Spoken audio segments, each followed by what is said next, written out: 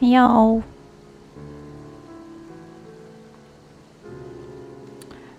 I'm back with the story. Hey Junie, glad to see you. So just to be sure I remember everything. We met Isil and she said that she's kind of friend of dragons and was very skeptical of our plan to break peace with them, but said she will support us anyway because, I don't know, she's curious. So we went here, met with some hunters, and we wanted to talk with Hraesvelgr. It's like a very, very old dragon. And probably he can help us. But before that, there is some Gnath tribes that are making troubles. And we know that yes, meeting the hunters was the most important part. Yeah, I remember. They were quite entertaining to you. So they are summoning, how it's called, primal, and we want to kill it, but we don't know anything about it, about its nature, abilities, and Gnath tribes itself. But hunters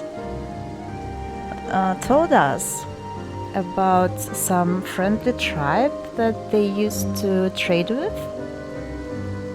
So we prepared some gifts and exchange was successful, and they invited us to their, let's say it, home. But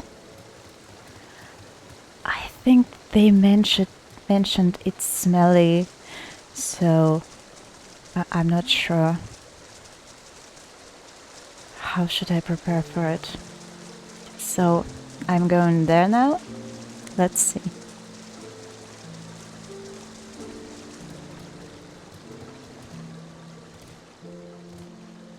Probably I didn't miss anything. Well, because maybe it wasn't several months since I did it last time.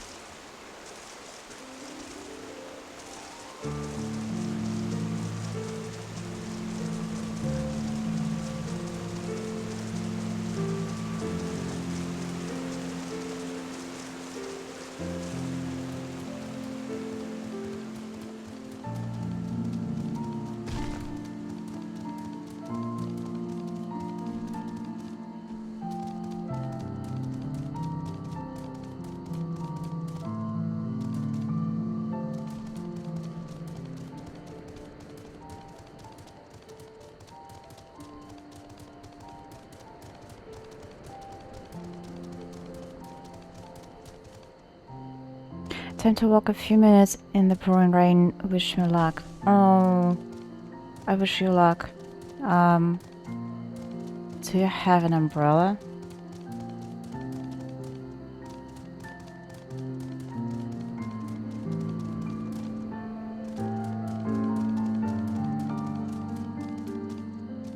Or some raincoat?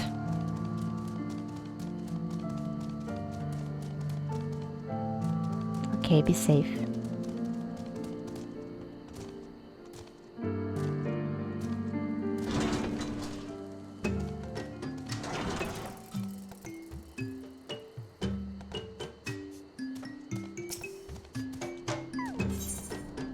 Okay, I'm in smelly place.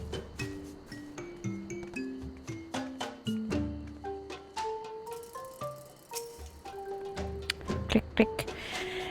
Your presence has been announced to the storyteller. You must speak to our chosen leader in words, for we are both. We are the non-mind. Okay. Non-mind. Okay, what storyteller? What story will you tell? Welcome to our hive hunters. You have brought delicacies much sought after by our people, and we're much pleased. What would you have in return? Honored Elder, pray allow me to begin by thanking you for welcoming us into your home and for accepting our humble offerings. My companions and I are come in search of knowledge, specifically knowledge of your people's God. Knowledge alone, what strange hunters you are, but if it's what you desire, then what you shall have, rather what the non-mind. And to speak is our fate. You will hear the tale of the Gnath gods. Gnath's god, of the god the unmind summoned into our midst. The one mind. These are the Gnath who reside in the main colony.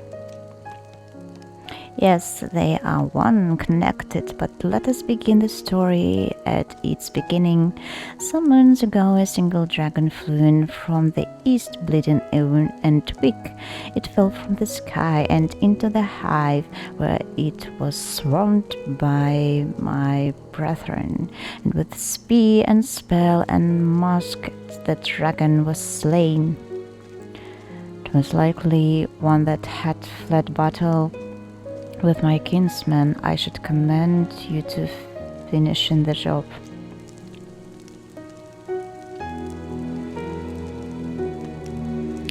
Dragons are fierce and terrible adversaries.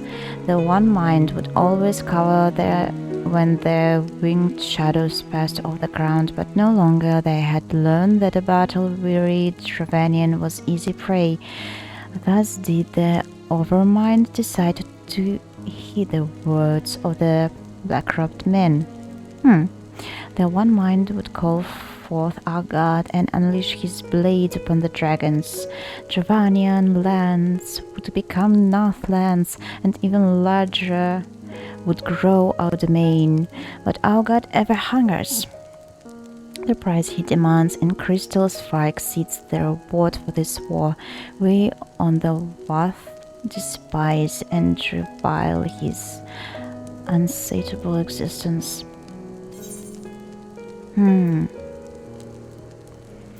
I see.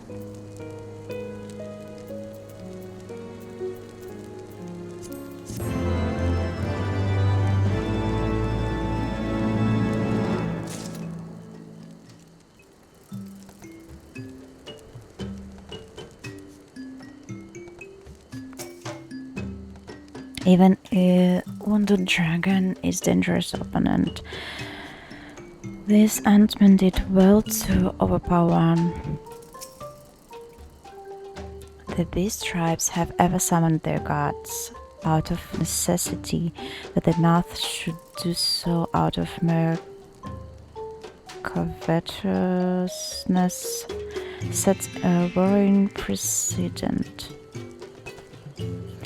Yeah, I think this black-robed man were some Asians.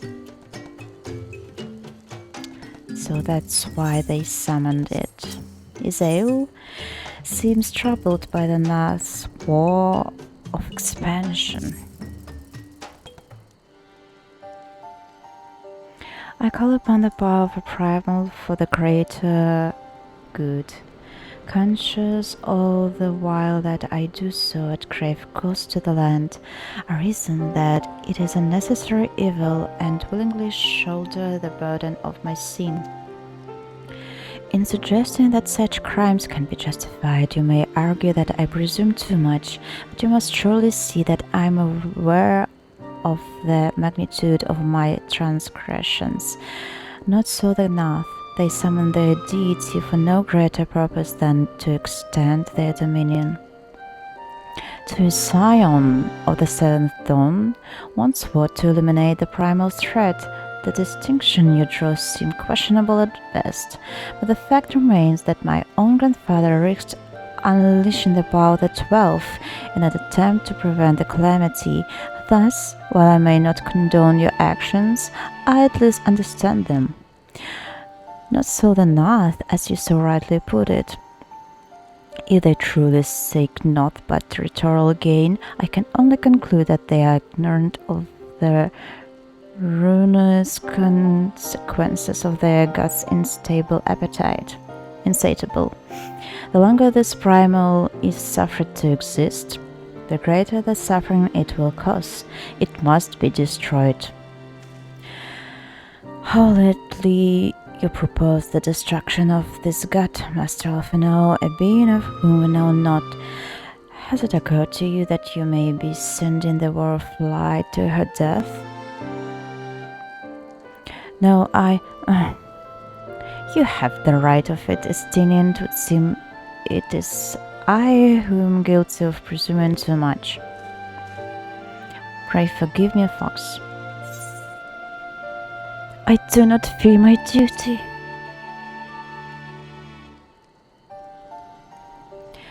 Wait, Fox need not face this foe alone like her. I am blessed with the Echo's protection and made to battle without fear of primal influence. Let me bear this burden. Ha! Do you truly imagine yourself a second war of light? Remind me, how many primals have you faced, my lady? Not that it matters, we know not where this god resides, or how to challenge it, unless you mean to pray until it appears?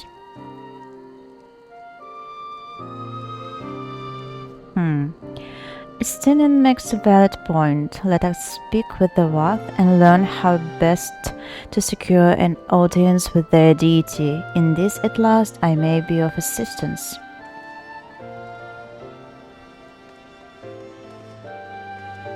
And you home. Welcome home. Brave Foxy, yeah. The young lord certainly appears eager to prove his worth.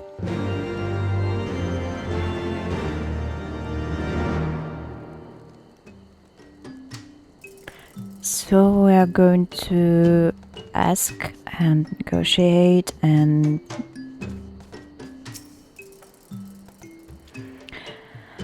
the Wath greet mine every question with cryptic utterances. I fear I am no closer to understanding the tenets of their faith.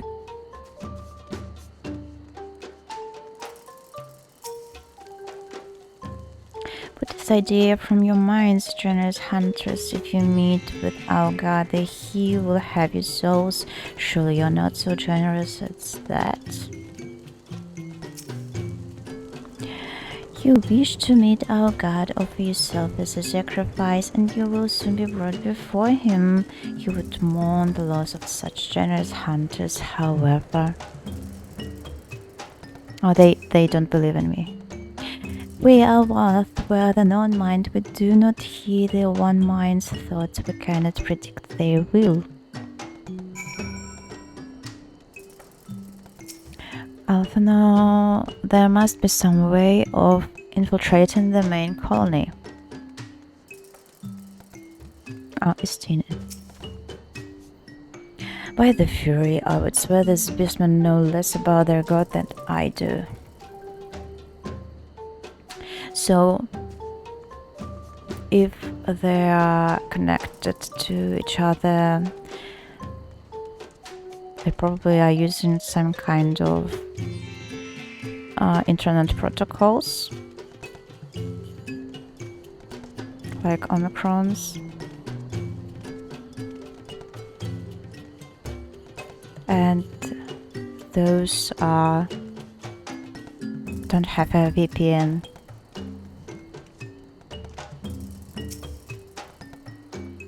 You are generous hunters. Yes, many gifts you have brought, but not enough for all worth to enjoy. Maybe you could bring us just one more? We're very fond of Nanka flesh. Yes, the meat of a young Nanka would make a fine repast. Oh no, hunting again.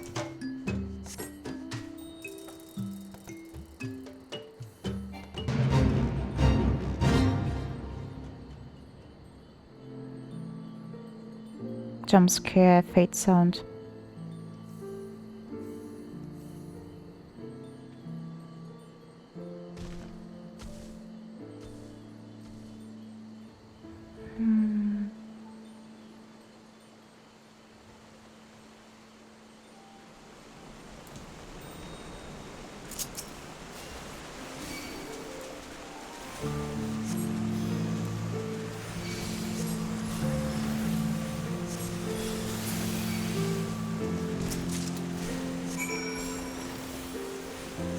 Actually, I just need one.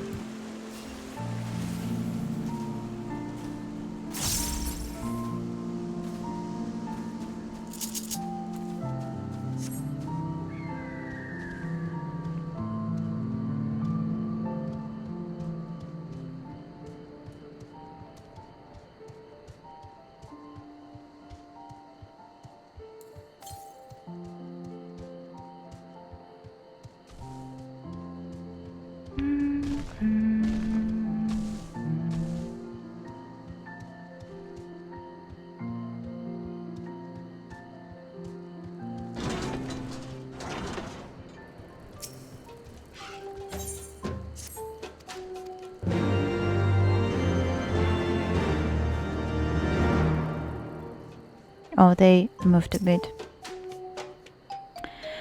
For once, I'm in agreement with the dragoon. Speaking with this beastman is an exercise in frustration. And what has that to do with their primal or their faith, Master of Anel? Let us glean the information we require and be done with this place. The Voth tell me that their tribe is not accustomed to giving each individual a name. It seems they only grasped the concept after they began trading with the hunters.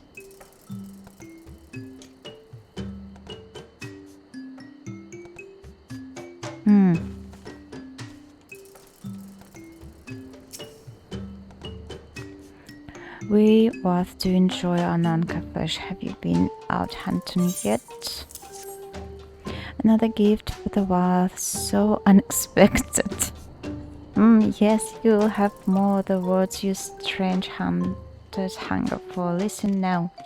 The senses of the one mind are enmeshed by the overmind that one sees all see, what one feels all feel. Alert a single Gnath, and the whole hive is alerted. To reach our god undetected is all but impossible.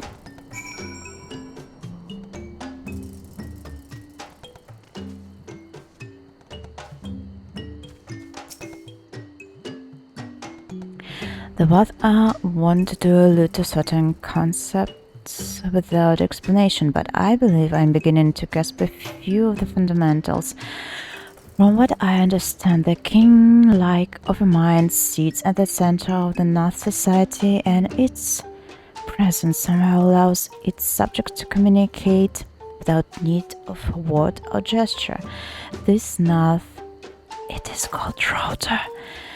The ones who inhabit the larger hive are known as the One Mind, and it was by their combined will that the primal was summoned. Those who reside in this smaller hive, however, are the Voth, or the non-mind, who, for reasons that yet escape me, seem to have been excluded from the telepathic bond which connects their Gnath counterparts. Thus are the Voth ignorant of the One Mind's thoughts and intentions, and of the nature of their own god. In summary, we have wasted our time. Not so. Perilous though it may be, the Wath did furnish us with one certain method of approaching the primal, as sacrifices. Should we allow ourselves to be captured in the environs of the colony, the Gnath will bring us before their deity to make an offering of our souls. Sounds like a plan. Althano wishes to review Izel's plan for infiltrating the Gnath hive. Forgive me, but let us be clear about what it is that you propose. You mean to say that you would deliberately provoke the Gnath, surrender yourself into what might generously be termed their custody, and then wait until their god arrives to claim your soul?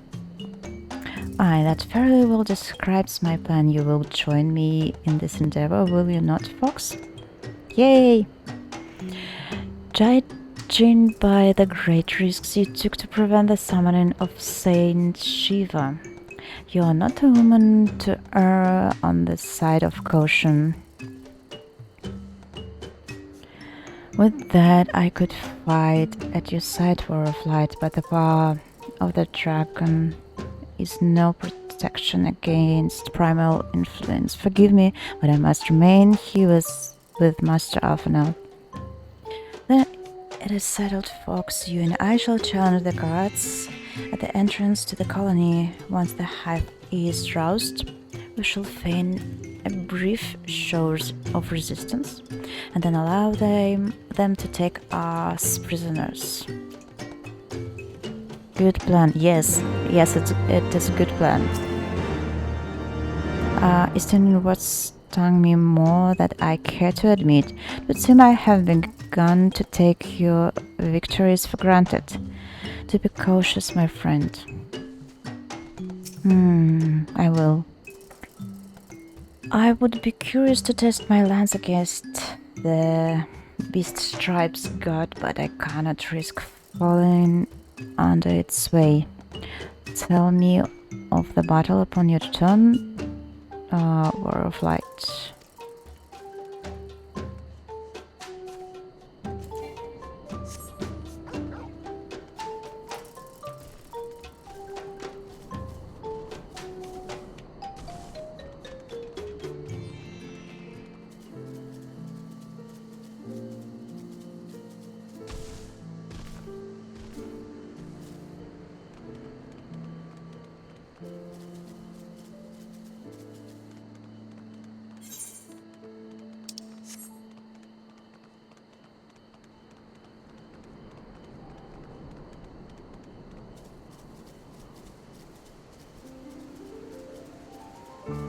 I guess the smelly thing is green smoke.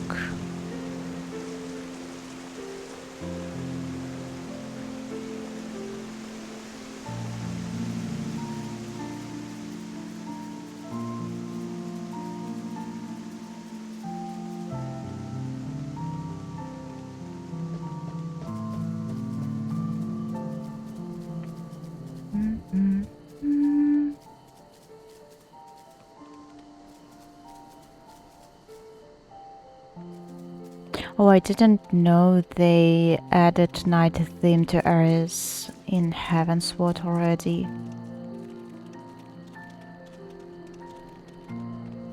So, we will pretend that we want to resist somehow. Intruders, your life forfeit. Huh.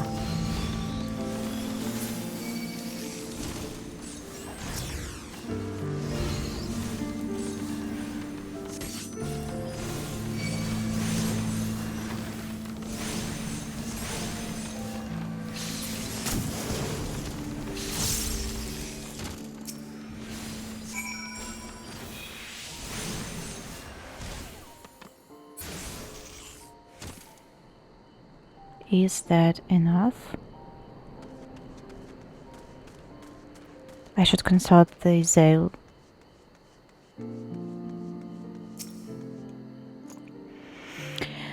The Overmind must by now be aware of our intrusion. Let us press on into the hive and ensure that we have our host's undivided attention.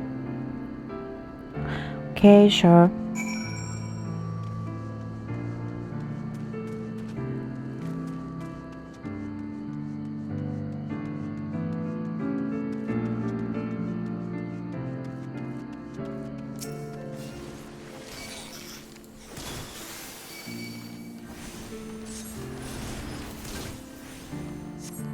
Oh, I didn't know that this OE so big. Maybe they changed it?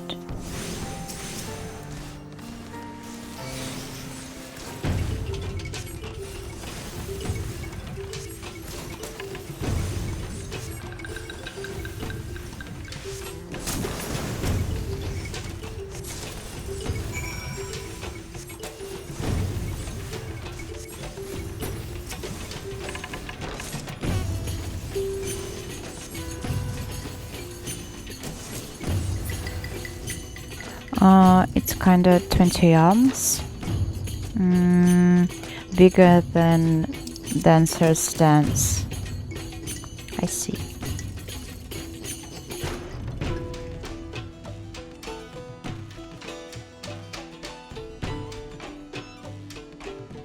I think it was a bit smaller.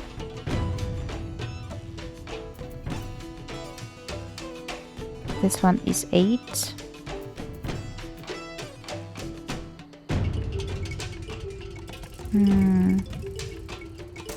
Well, some arenas are so big, so probably if it's healing, makes sense that they made it a bit bigger. I won't use it here then. I don't want to provoke everything.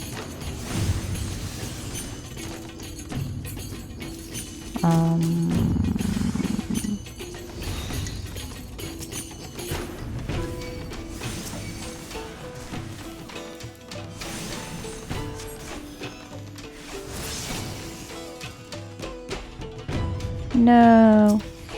No. I'm just attacking. They are annoying.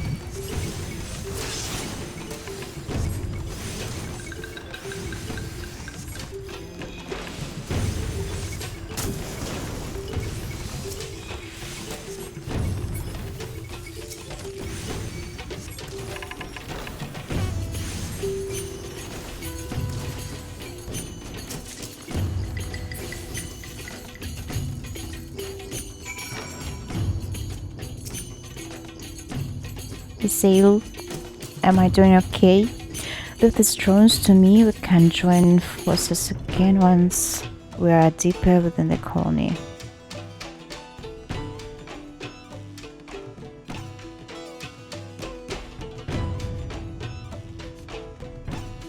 The music is interesting here.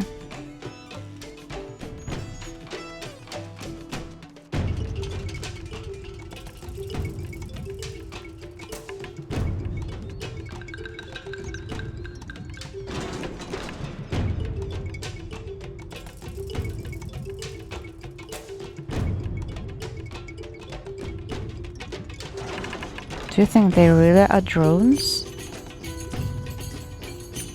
Probably they are not insects.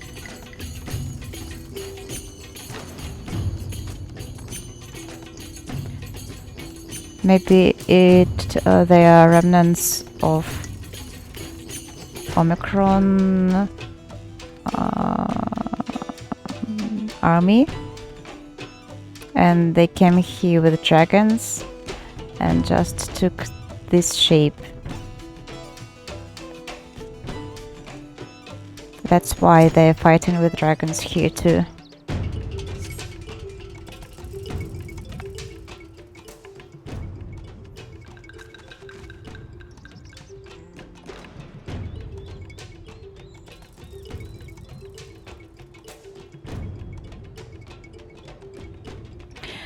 That should be sufficient. If we did not have our host's full attention before, we must surely have it now.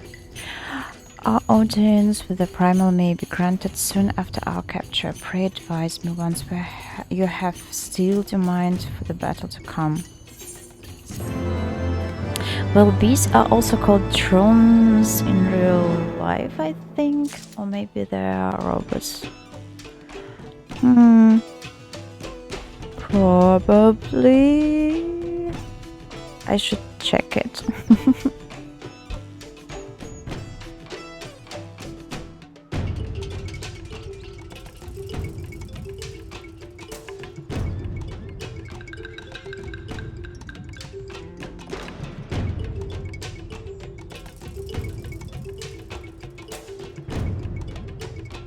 Yeah, I checked that too. You're right. Thank you.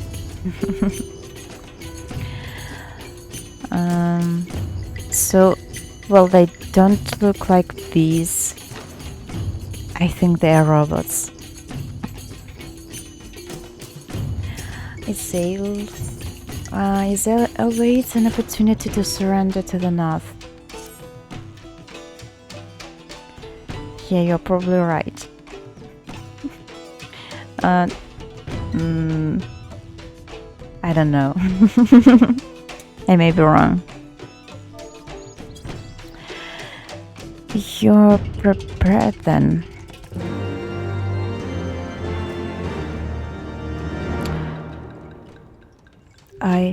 Am I?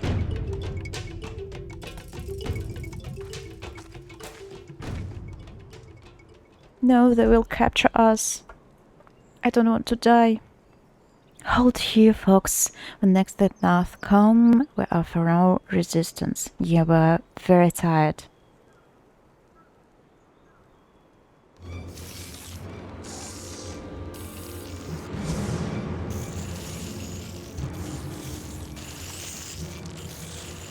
Surrender, intruders. There's no escape.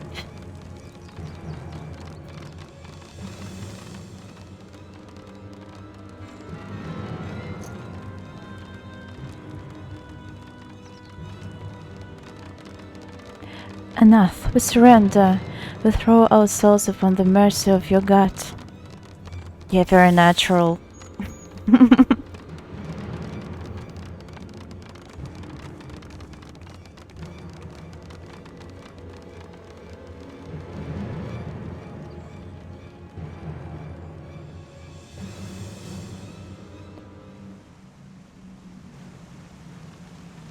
Did they not see you kill their friends in one hit outside? But I'm not such a strong person yet.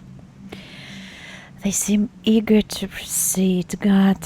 When they take us before their Lord, pray leave matters to me. If what I know of summoning rituals holds true, I shall be well placed to act.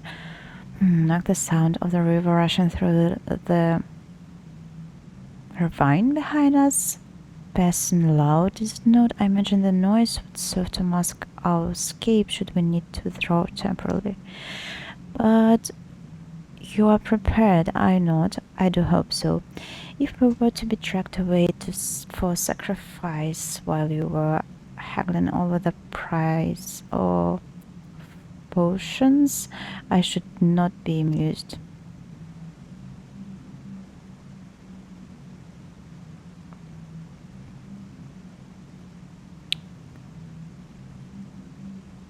By the way, did you steal your brother's clothes today?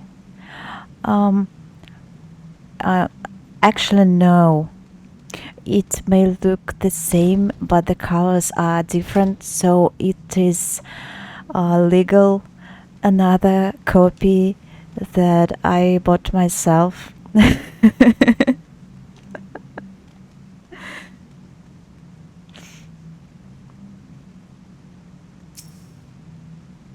Try to escape and we will break your flesh legs. Oh no.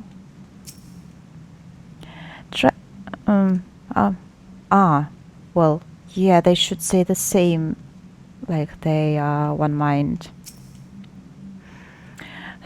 But I dismissed myself now concerned. I confess that I did wonder how the Gnath might treat their prisoners. Happily, it would seem they are not want to harm sacrifices, not even to disarm them.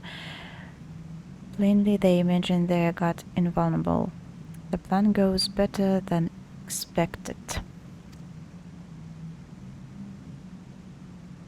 Yay, good job, Moobot.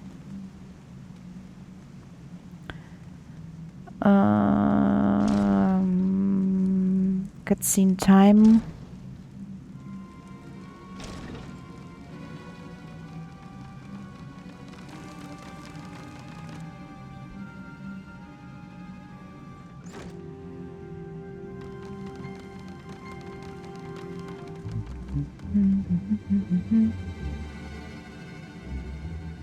Now we have but to wait.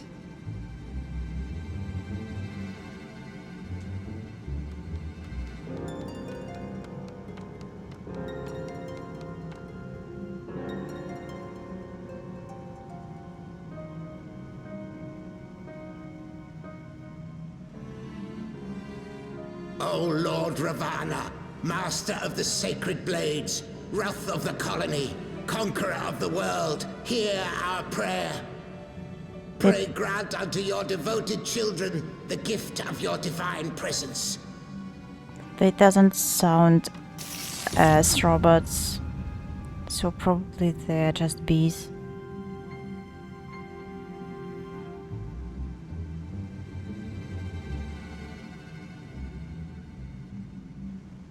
He comes.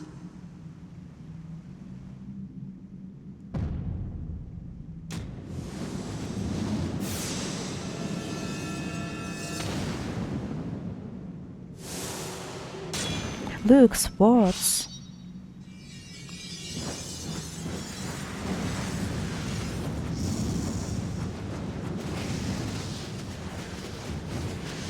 Oh, that was fast roll. That was just got their account deleted.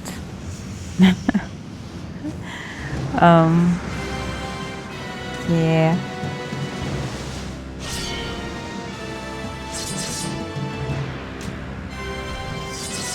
Well, I had time to ban it. You did great. Such a fast ban, Hammer. All strength to the colony. Speak and I shall listen. O glorious general, we have captured intruders and would make unto you an offering of their life's blood. These feeble fleshlings dared to invade Natlands. I feel Hear ashamed. me, Lord Ravana. My companion and I did not come to contest your children's territory. We wished only to learn the reason you wage war against the dragons.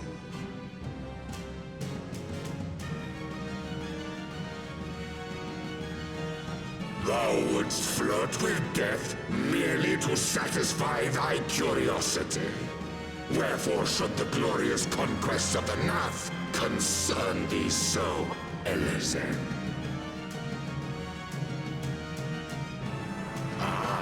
Mayhap thine own kind struggle against the worms fareth poorly, and thou art desirous of a pact.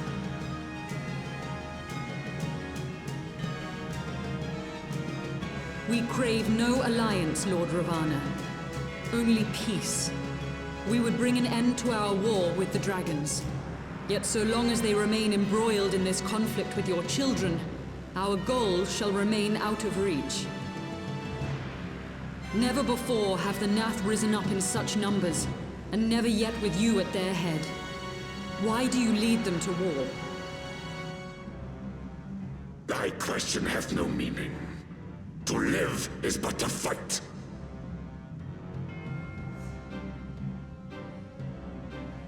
Long have my children waited, gathering their strength in the shadow of thy ceaseless conflict. The Gnath would see the Dravanians slain, and their territory secured. and by such fervent prayers am I now given form and purpose.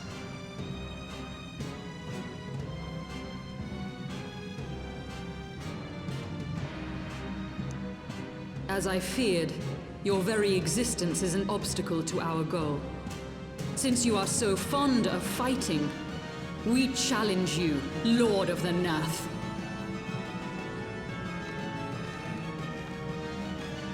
And should we emerge the victors, I would have you swear to withdraw your soldiers from Dravanian soil.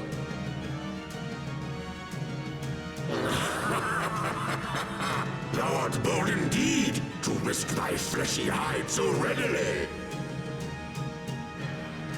Very well. I, Ravana, fourfold Master of the Blade, do accept thy challenge. But should I emerge the victor, I would have thee swear to serve in mine army till thy last breath is spent. Do you accept?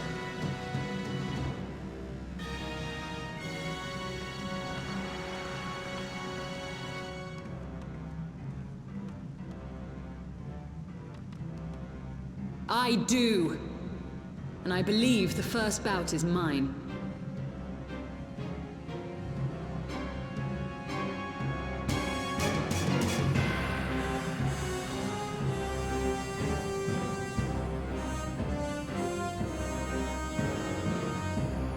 Is she going to transform here?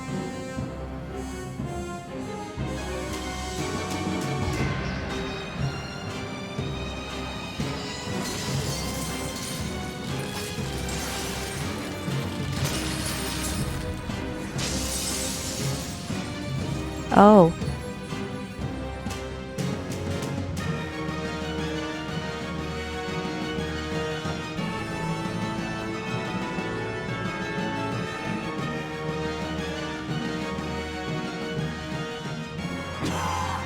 What is this?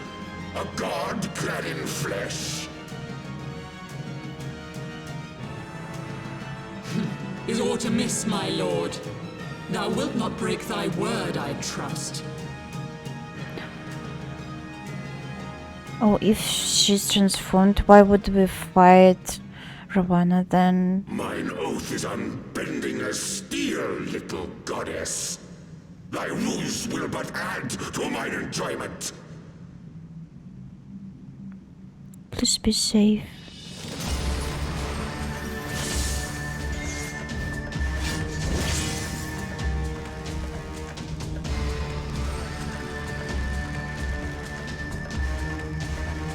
This battle scene is amazing, don't you think so?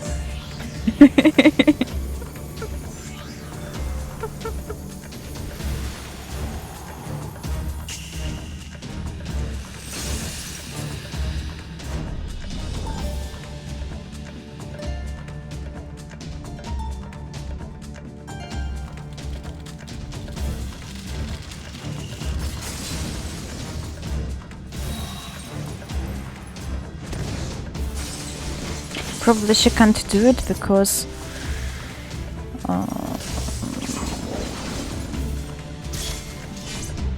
his swords are a bit infused with fire.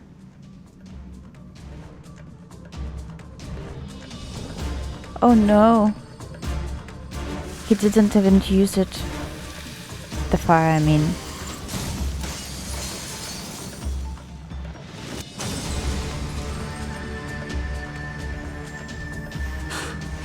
I thought myself stronger.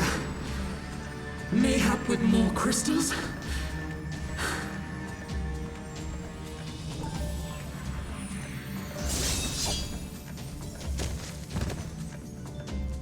Oh,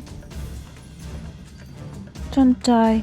Be thou god or maid, thou art nothing to me. And what of thee, mortal? Art thou warrior or craven? I am a white mage.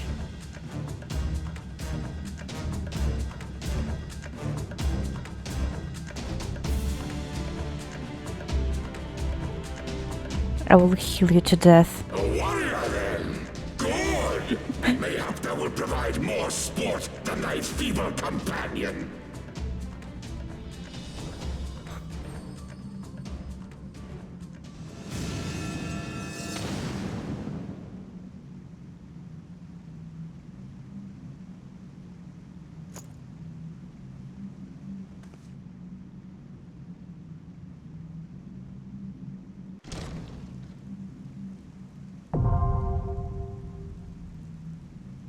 Yay, trial time.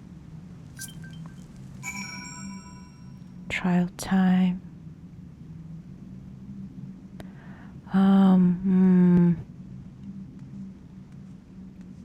Invite you. Okay. I will speak to Zell. Forgive me, I was overconfident. It's okay. You know those primals.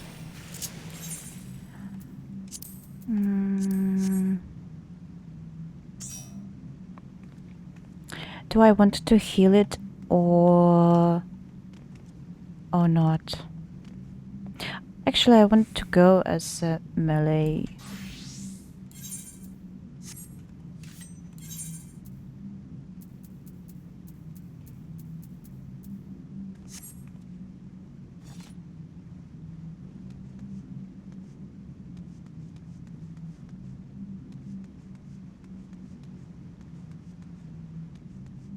Will they say something? The wrath of the colony is undefeated. Victory to the Gnath.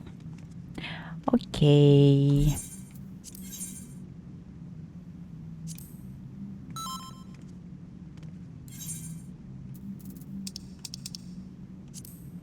Waiting time. Oh no.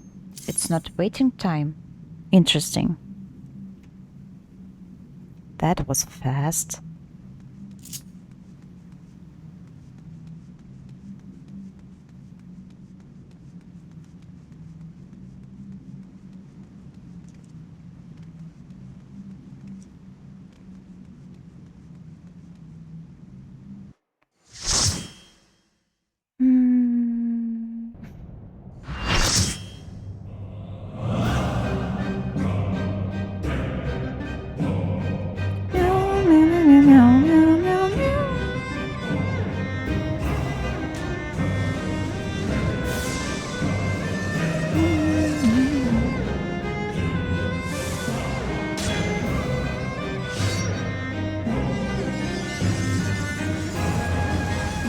I'm not sure what this music reminds me of.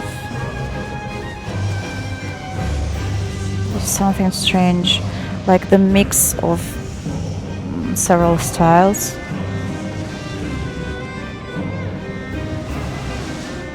Some kind of dance.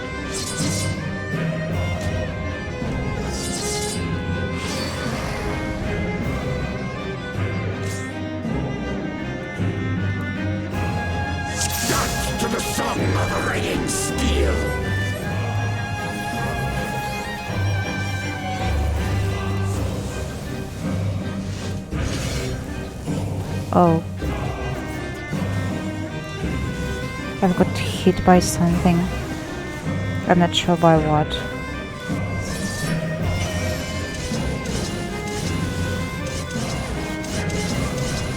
Furious as a blaze!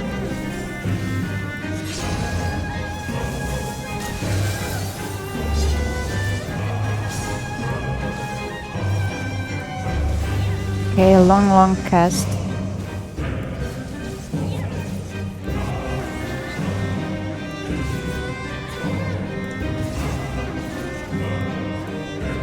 Perish!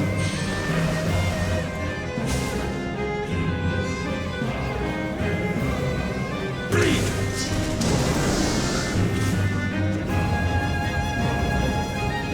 Feel my blades!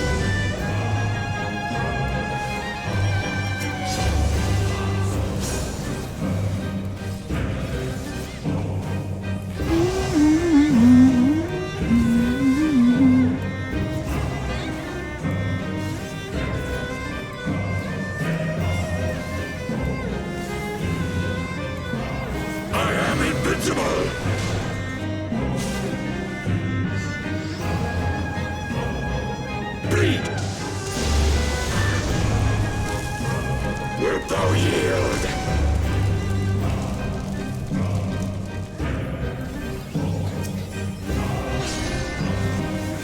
Take wind, ye souls of war!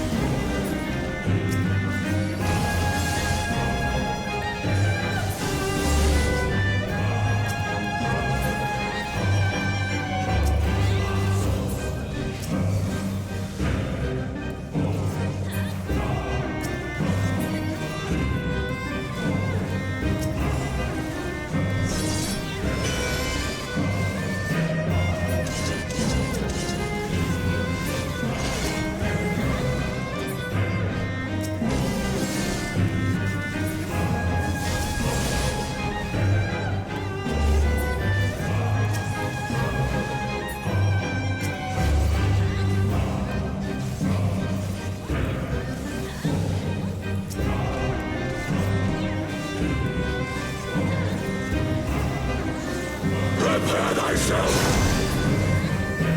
Rejoice in the glory of combat!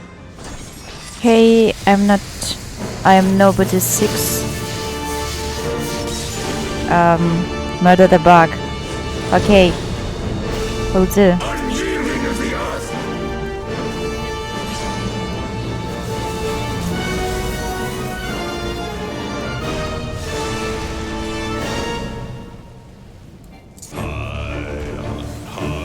I stand, gazing down to see the endless garden awaiting red with a rose conviction.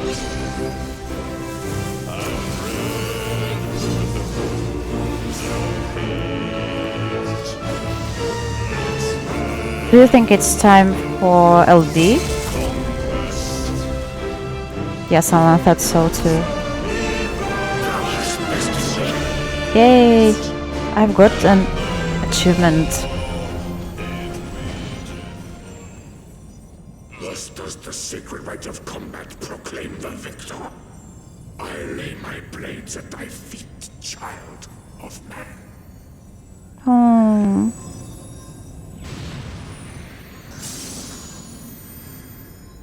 I think he didn't expect it. Yay, bug murdered.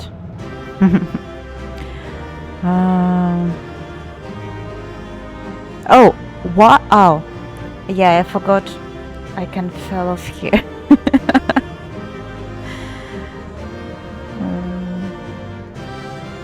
It is all red.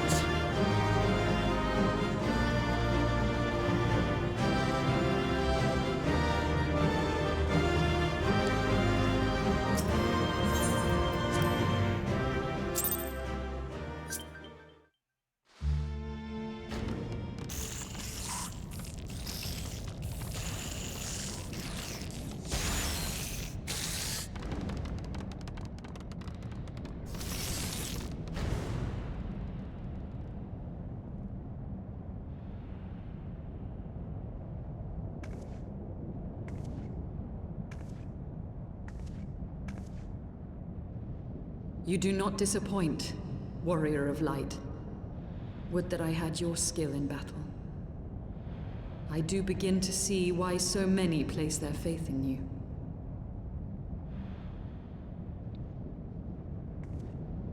For all his savagery, I do not think Ravana one to break his word.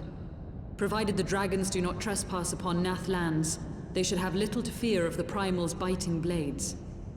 We have done well, have we not? Come, let us return to Vidofnir and share these glad tidings. Oh yeah.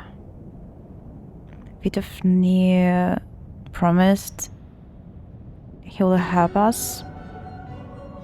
Once more you achieve the impossible, bringer of light. But with every mortal heart that succumbs to fear and fury, another voice is joined to the chorus, beseeching divine succor. At their bidding, warring gods will shake the firmament, and your world will be consumed in the swelling storm of chaos. Scary. I'm not sure how to pronounce this name. A germ. So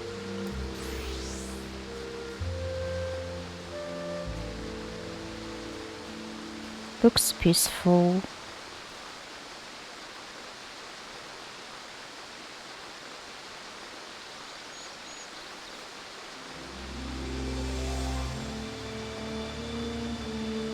Et Guillaume.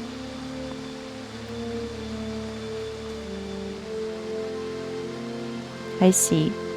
Thank you. Never since we first fought have I seen you draw upon the full extent of your power, and now from afar till this day, you are a marvel to behold, Fox.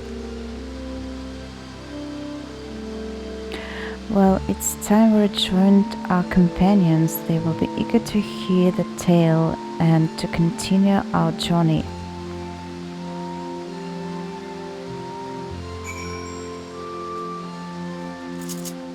Yeah, we should save them from this smelly place. Can I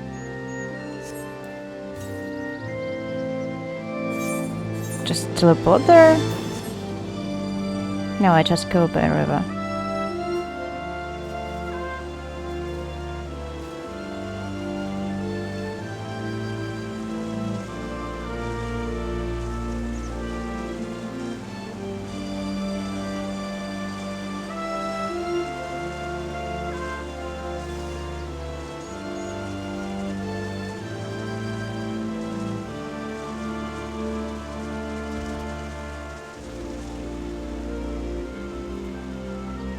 Are you hoping to find some hunters while I'm saving my companions, Junie?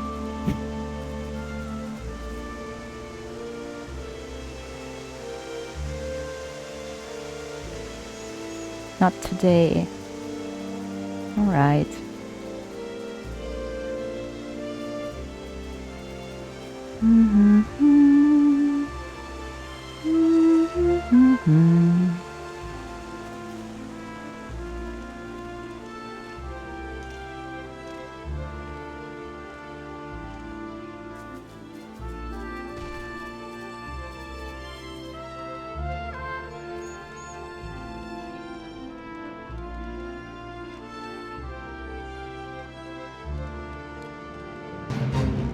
No, the sound of fate. Spare me.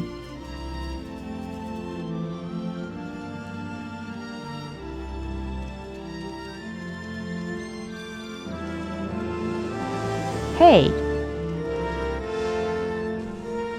Is it Ravana Mount? Are you teasing me?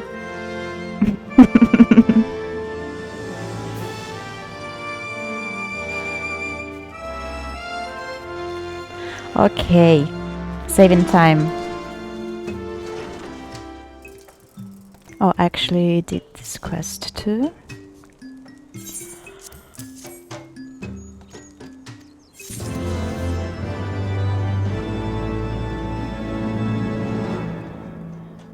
So Israel is probably healing somewhere.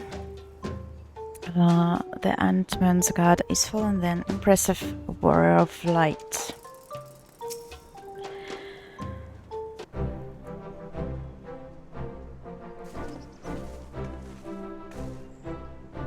Fox, Lady Zale, thank the 12. We killed the bug.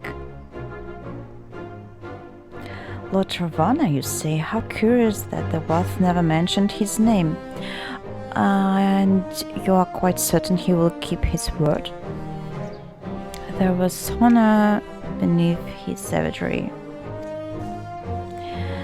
That we survived the encounter at all was a miracle I must attribute to Fox. Never did I doubt you were a flight, unlike some. You were gone so long that Master Alphino here nigh lost his wits with worry, fretting like a maid for her sweetheart he was. Estinian, was that truly necessary? Ha ha ha, not truly necessary, but certainly true. Oh, probably they become friends. What matters is that the primal is banished and our promise fulfilled. We should return to Vidofni without delay. Lest you forget, this was but a means to secure an audience with the worm Hraesvelgr. Nidhogg's minions will not be halted by the idle chatter. Come now, we must make every moment count.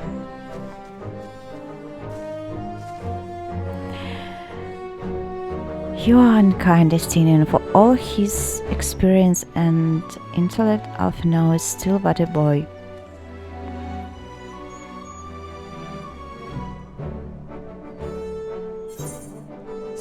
Yeah, poor Alfie.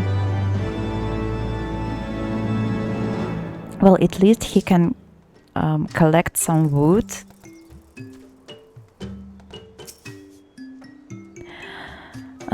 You should have seen the boy fretting. It was a sight to behold. Tease him no more, Master Alphino is to be applauded for his sense of responsibility given his years. This little wonder the burden weighs heavy upon his shoulders. By the way, how old is he? I never knew. I wasn't even curious. Oh, I have another quest.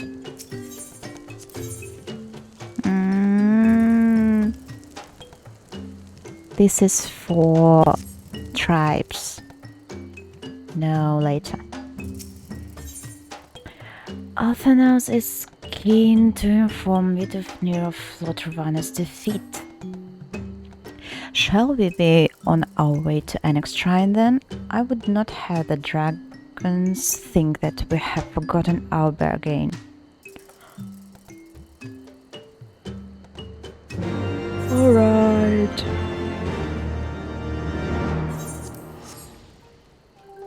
Like 16, you think?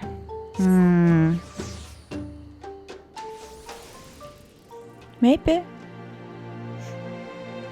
I just should check Wiki later.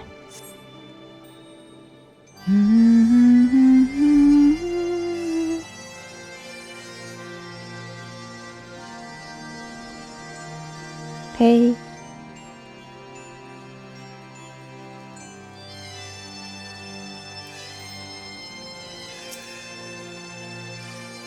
Will the dragon now honor her word? That remains to be seen. Vidofni will be pleased to hear of Lord Ravana's defeat and of his pledge to recall his soldiers. No, I just talked to you. Sorry. You should be the one to break the news. The victory was yours after all. Hey. Big and scary. Thou art returned, little one. Hast thou abandoned thine ill-conceived contest with the Gnath? Nay, my friend, we return in triumph, but the fox's hand was the beastman's guard Lord Ravana laid low. In his overconfidence, the primal swore to draw his followers from your lands in the event of his defeat, a promise we believe he will keep. The Gnath shall trouble you no longer. The deity is slain, then. How didst thou contend with his beaten blades? But the particulars matter not. Thou hast fulfilled thy promise, and I shall fulfill mine. Attend me, mortals. Hie you on to the deepest reaches of Morn, and there shall you find Hello, the altar from which you may begin your ascent to the summit of some owl. But be fairly warned, the minions of Nidhogg shall not lightly suffer your presence on that sacred mount. By your struggles with the cavern shall I judge your body possessed of sufficient fortitude to proceed. We shall not disappoint you, Vidofnir. If memory serves, the cavern of Morn is entered from the second floor of the central tower. Let us begin the climb.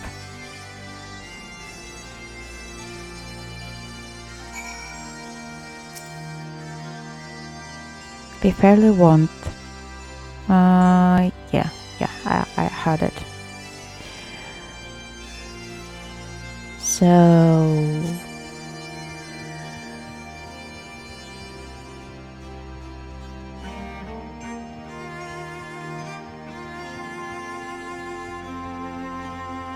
Oh, by the way, I like the music here. It is nice.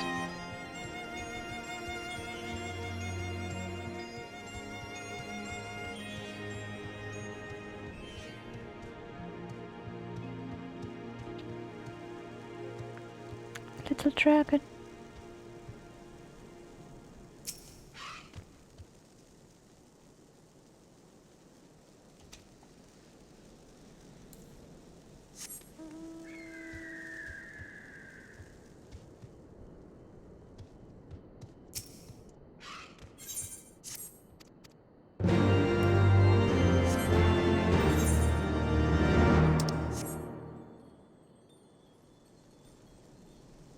Just too quiet. Scary.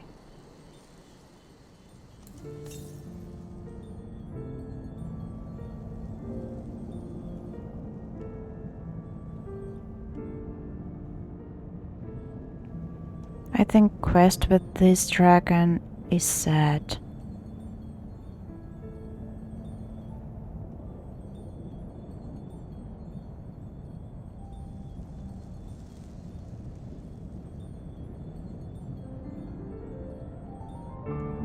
I don't know if I've done that quest. You should try it. Oh, by the way, there is an A rank if you want to snipe it.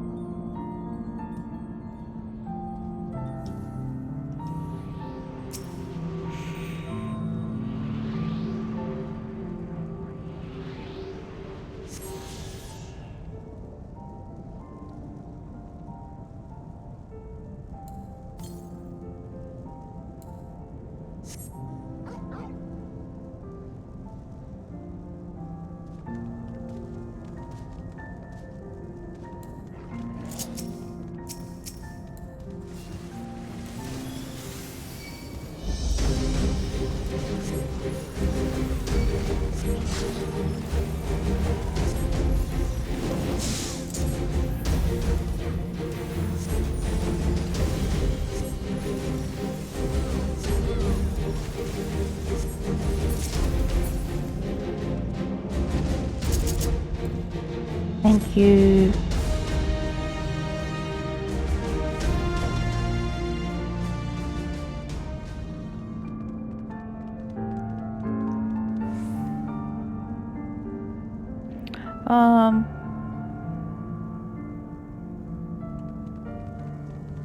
Yeah, probably I unlocked the hunt because I got something.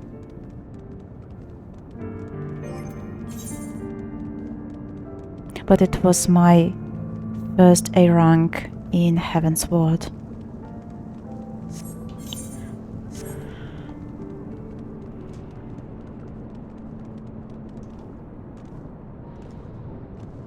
Thanks.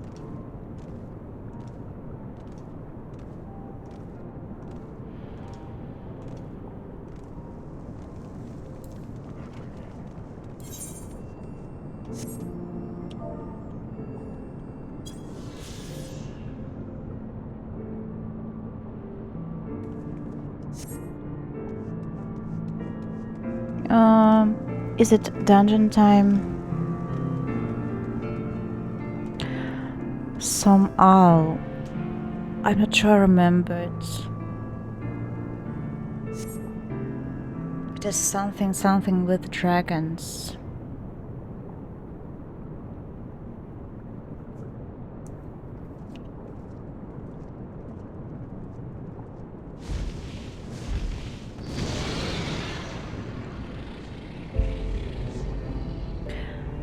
Well done, little one. As promised, I shall open the way to some owl summit for thee and thy companions. Oh, I like this music.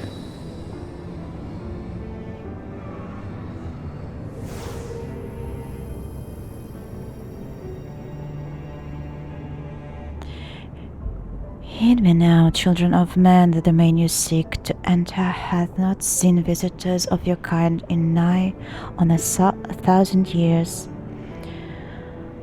Though I freely grant you passage, your presence will not be welcomed. To my king, this mountain is revered as holy ground and resting place both. Were you the minions of Nidhogg during your ascent, for it is certain they shall take great offense at your intrusion. We are grateful for your warnings, gentle Vidofnir. My final words are for thee, Dragoon. Have care to keep the stolen power thou wieldest in check, lest it breed further despair. Estinian? The way is open, let us no tarry here. A moment, shall we blindly forge on, knowing the dangers that await us? Tillman herself is said to guard this peak. I do not fear Nidhogg's consort. Any dragon foolish enough to bar out path shall feel the sting of my lance. Spoken like a true butcher, need I remind you that we are come to parley at peace? Let us be clear, heretic, it was to save Ishgard and her people that I first lent my support to this doubtful venture, and it is for their sake that I go now to speak with Hraesvelgr. But I said nothing to Tillman. Should the opportunity present itself to rid my people of one of their deadliest enemies, I shall take it. That is my duty as Azure Dragoon. You are beyond redemption. We will accomplish nothing by bickering if we are to meet with Hraesvelgr. Our path leads up the mountain. We shall defend ourselves if attacked, but avoid conflict wherever possible. What other choice do we have?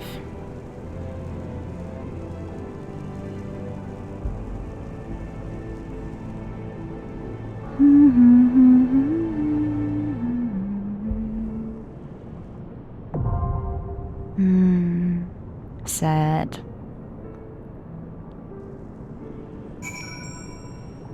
So, somehow, we shall defend ourselves if attacked, but avoid. Yeah, I heard it. Sorry. I mean, thanks. Do you think we should just unsync it?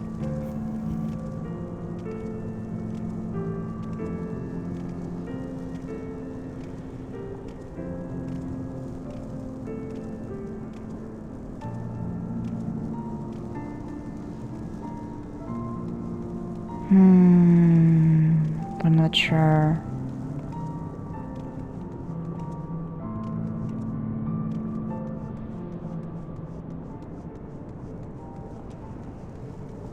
Maybe if we unsync it, I will have more time to look around.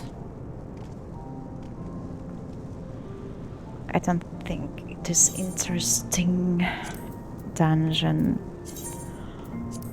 Anyway, I have done this dungeon plenty of times before. Yeah. Oh, it is the one for the relic? No? Or the hard version of it? I'm not sure. I will see.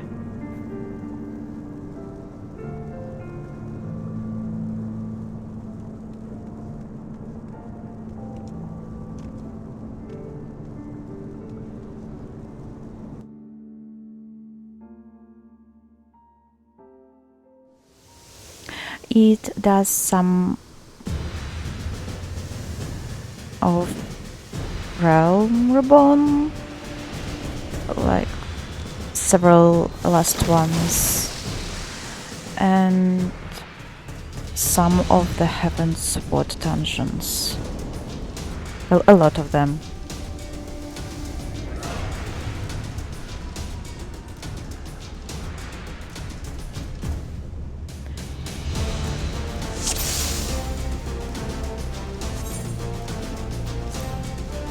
Oh, did you know you can leave the duty by just walking to the exit?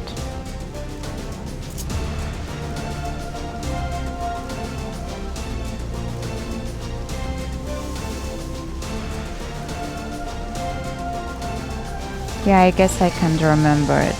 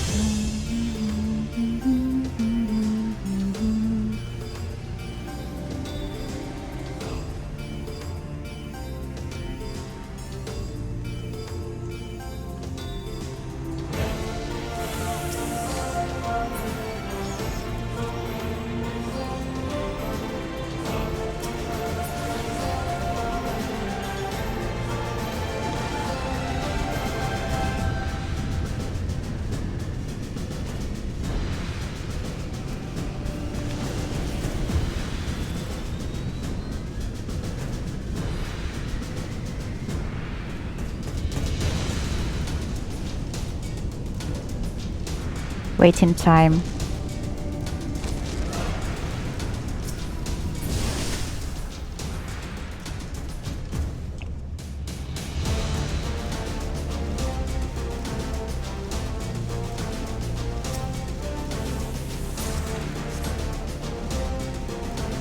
Shadow blue dye.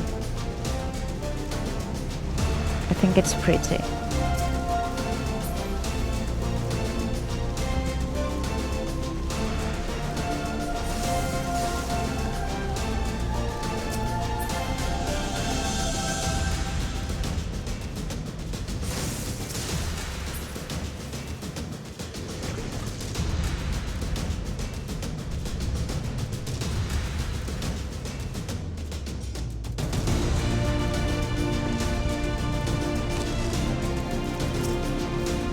If you leave the ice boulder, it will spawn little ice glaciers. Those ones that do big AoEs at Enrage.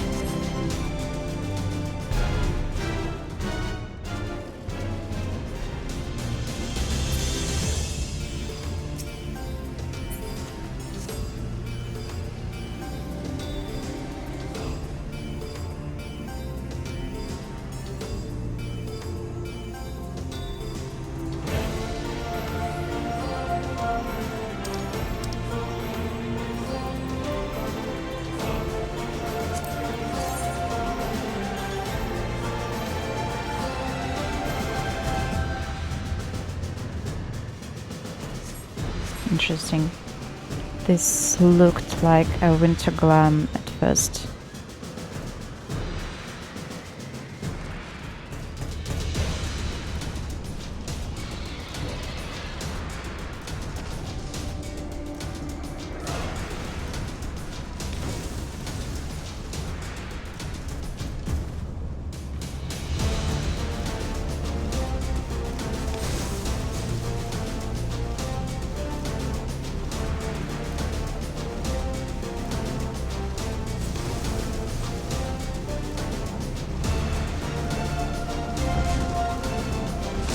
I can see old Ravana from here.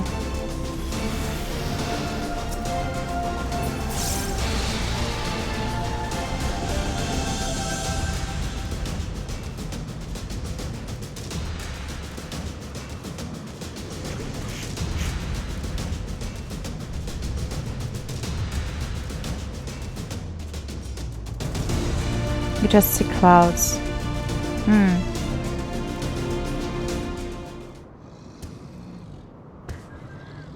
So this is Teoman. Teoman, consort of Nidhogg, we beseech you, grant us safe... Oh, I wasn't too fast. Safe passage. And this one is blind to reason, Estinian things. So we must kill it.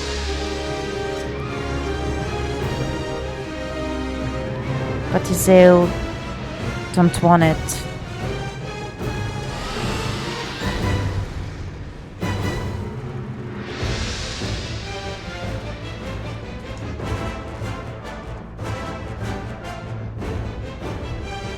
Murder them back. No.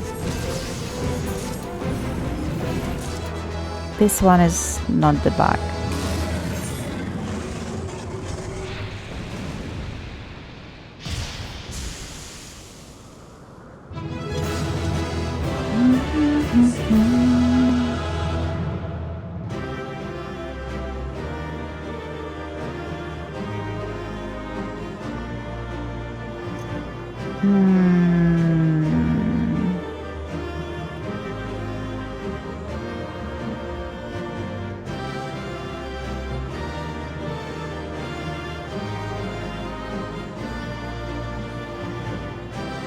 I believe Izael is upset.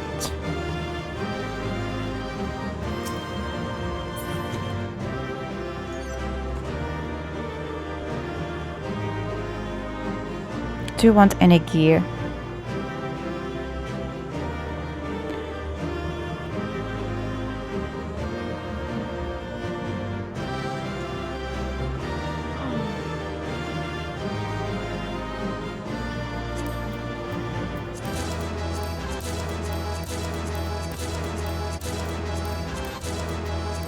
Yes, the last thing in the list.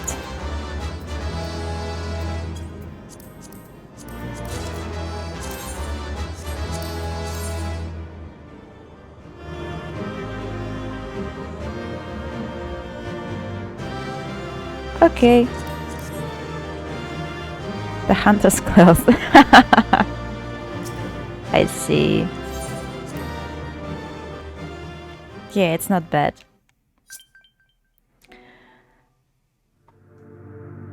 Oh, Heidling. But why now? I just defeated one dragon.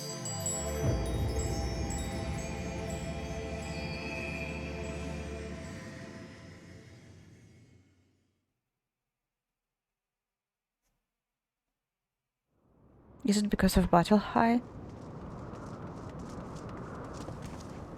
Fox. Alright. Yay.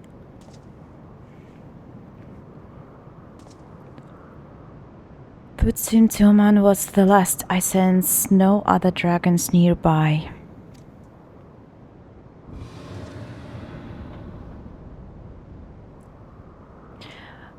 What is happening?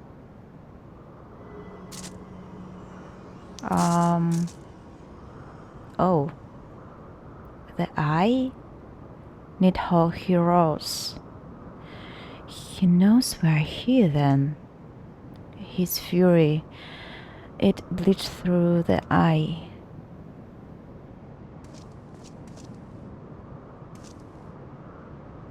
Fear not, I'm yet my own master.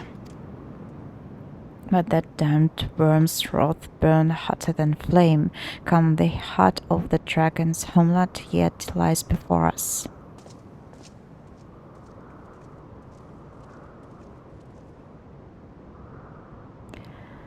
Thus do I add another link to the chain of vengeance. O Saint Shiva, when will it end?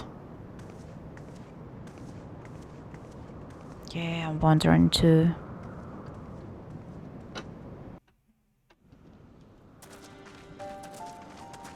To the peak of Som Al, at the end of a perilous mountain path, whence could be seen a string of pearl-like islands floating impossibly atop a sea of clouds. To a domain where dragons and men had once lived in harmony, whose majesty no mortal eye had glimpsed for nigh on 1,000 years. They came. Churning Mists. Is it a Moogle home? I swear I saw a poem.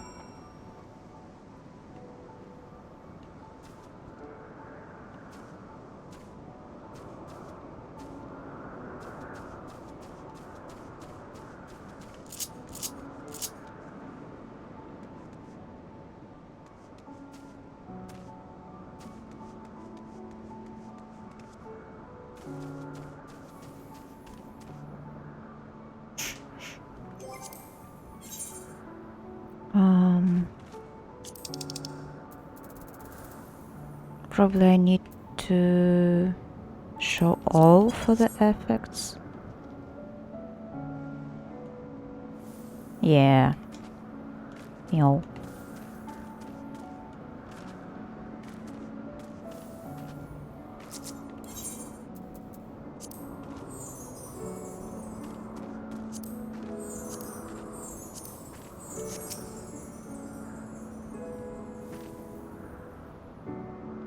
But I won't do them. It will take forever to just unlock the Moogles tribe quests.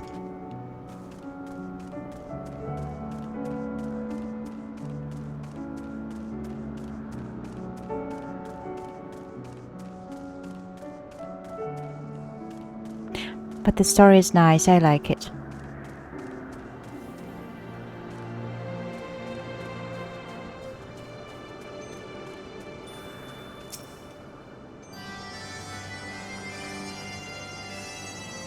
So, before I continue, I'm going to be right back, like for 5 minutes or so.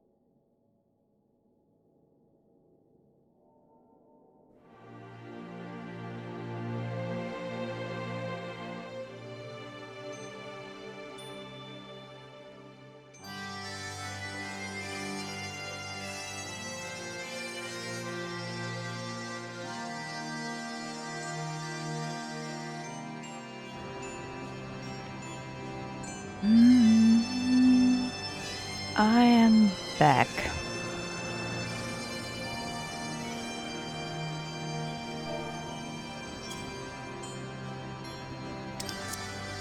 So, thank you.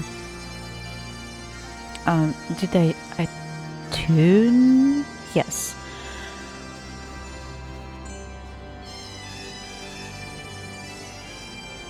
Oh, it's day. I like this place.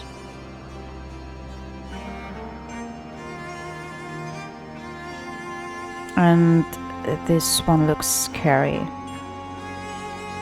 Is it where Nidhogg is?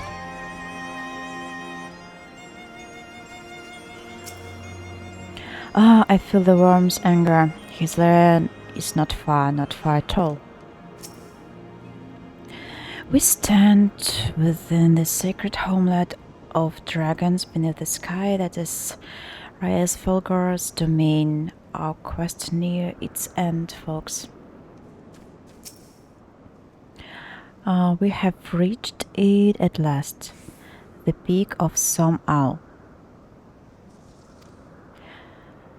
This said to be the highest mountain in all of Eorzea, you know. I thought it cold in Cortas, but the air here carries the chill of 1,000 winters.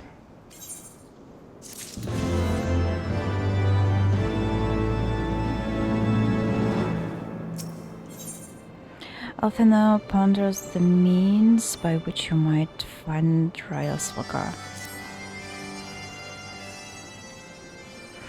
Now that we have scaled the mountain, there remains the problem of fighting Hraesvelgr himself. Oh, no way.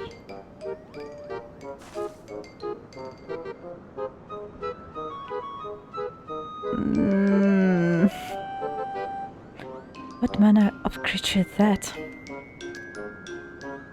I don't want it. They're so scary. Little mischievous mouses, rats. Fox, do my eyes deceive me, or was that a Moogle? Scary? Well, yeah. Do you know what they're capable of? It was my understanding that they only dwelled within the 12th foot. I certainly never expected to see one in the Churning Mists. If the Moogle does live here, however, he may know where Hraesvelgr makes his lair. Quickly now, before we lose the creature completely.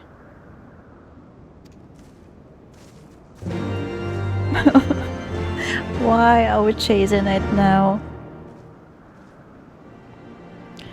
Okay. I think we lost me forever because I'm going to the Moogles' domain.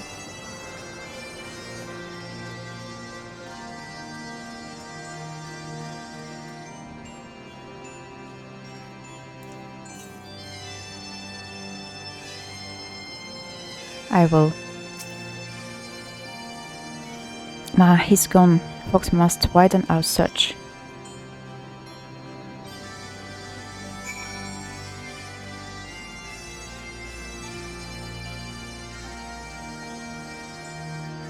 Oh, the sun.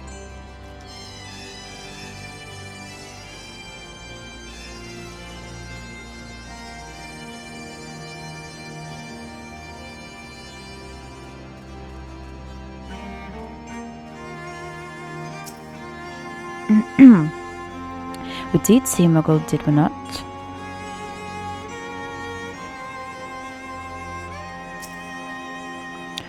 Etheric disturbance. Do they eat cute kittens?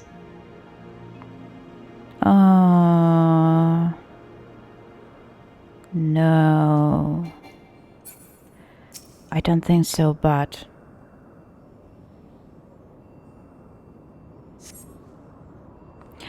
I have heard tales of the Moogles, but this is the first time I've ever laid eyes on one. They're rather adorable, aren't they? No! What? Why do you stare at me so? Can I not find a creature adorable? My heart is not truly made of ice.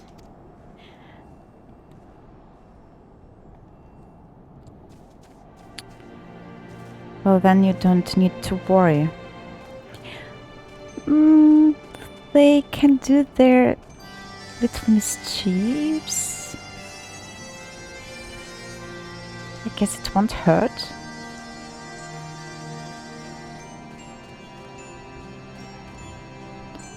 I see one destination, one Itheric disturbance, and Estinian.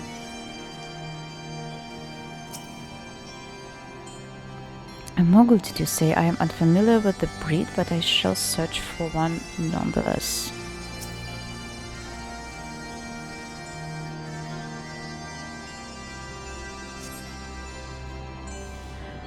I see no evidence of this Moogle of yours. I thought it wasn't a trick of the light. Perhaps it was simply one of these strange plants shifting in the breeze. Yes.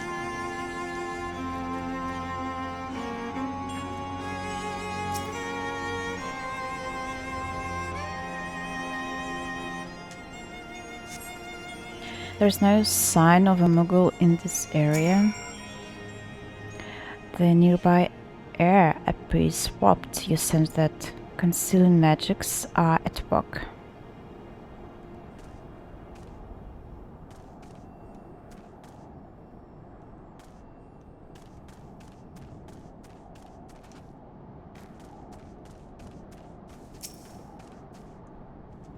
I'm sure I glimpsed the Moogle fleeing in this direction. Could he be concealing himself with magic? Alphinaus seemed convinced that Moogles hold the key to finding Hraesvelgr.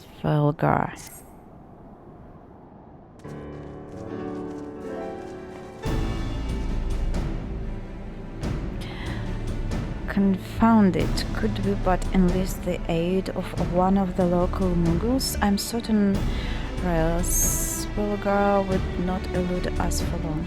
Is that your favorite music? Like, least favorite? Though the eye enables me to sense the presence of dragons, I can only identify Nidhoggs with any certainty. We could wander the mists for days and not know if we were any closer to his brood brother. And those are days we cannot well afford to squander. Shall we divide our forces then? Lady Zale, might I ask you to question any dragons whom you judge it's safe to approach? I shall try, yet I fear the influence of Nidhogg's rage will render most of the Dravanians in the area deaf to reason. And what of you, Master Alphinaud? I have not yet given up on the Moogles. Fox, come with me to Gridania. I mean to petition the aid of the Moogles' kin in Hraesvelgr. After that business with Moogles, I dare say they will be glad to help us. Assuming you have no need of me, I shall remain here. Nidhogg senses both the loss of his consort and the coming of the Eye, and his attention is firmly fixed in this direction. I mean to do what I can to hold his gaze, in the hope that it might delay any action against Ishgard. Thank you, Estinian. Come then, Fox, let us make haste for Gridania and rendezvous at Nothika's altar. But I neglected to tell you, there is an Aetheryte of ancient construction here which should make the return journey rather less arduous. Pray do not forget to use it. Yes, sir. Yeah, I don't think I like this music too. It's too intense. I sincerely hope you have taken Master Note's advice concerning the Aetheryte.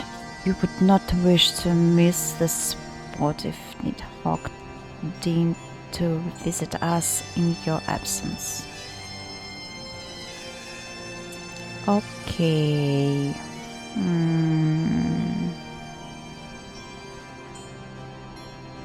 To Gridania then.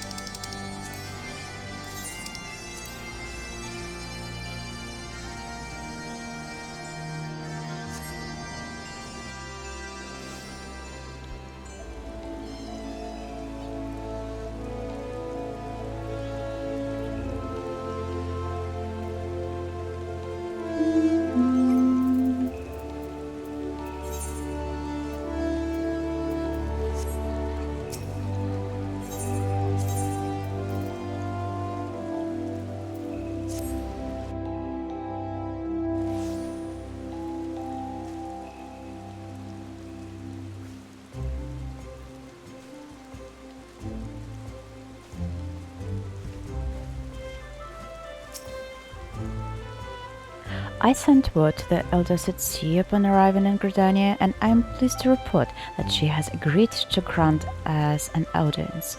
If anyone can help us to contact the 12-foot Moogles, it is she. We are expected at the Lotus stand. I trust you are familiar with the conjurers stationed at its entrance.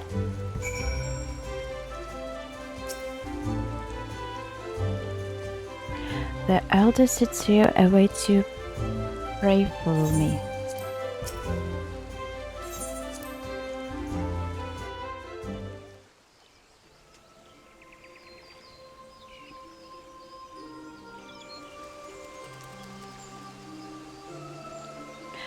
I bid you welcome, friends. The Admiral spoke of having met with you, but it is no less of relief to see you safe and hail with mine own eyes. We humbly thank you for agreeing to receive us upon such a short notice, my lady, and for all you have done for us in our absence. With that, it was solely to express our gratitude that we came to you this day. Alas, the tides of battle yet dictate our coming and goings. Elder Setsi would beg your wisdom in a matter that may finally bring an end to the Dragonsong War. Speak on, friend. We need Moogles.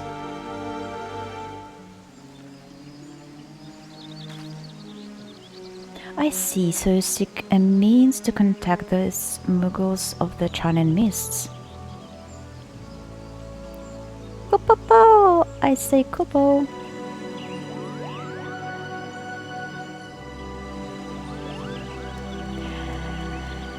Greetings, Kuplokop. To what do we owe the pleasure of your company? Gonna go make some food now, but I'll keep watching. Kupo. Okay, be safe. Don't burn yourself.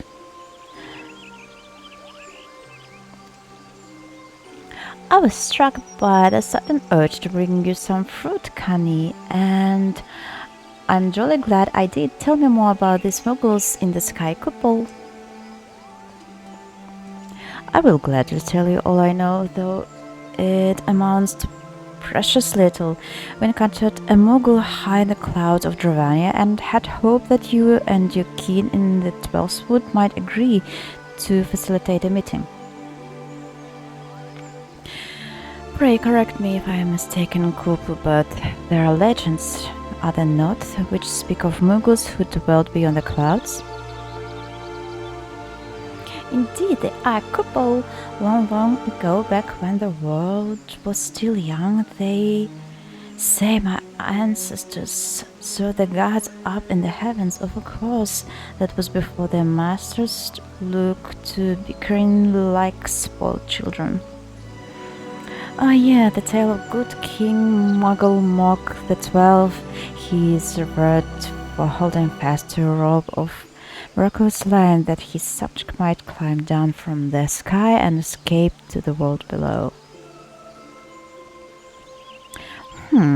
Ignoring the more fanciful aspects of the tale, it may well be that Kuplu's ancestors hailed from the Churning Mists. Given how long his kin have resided in the 12th Wood, it is perfectly possible that the details of their history have faded into myth. Indeed, Master Alpha knows such stories often contain a measure of truth. Just like that, the Moogle of the Churning Mists tells similar tales of the world below. I can well imagine why the one you encountered fled at your approach. Oh, fleeing second nature of us will often hide when the larger races come tramping through the forest. Of course, where there is one Moogle, there is bound to be more.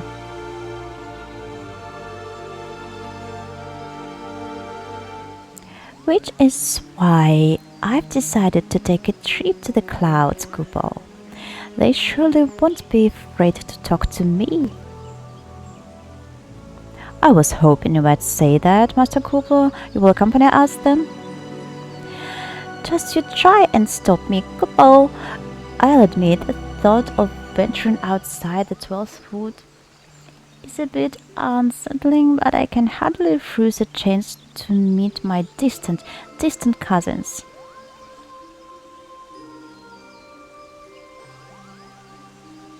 If you will have me, I too will accompany you on this venture and lend my voice to your cause as an ambassador of Britannia.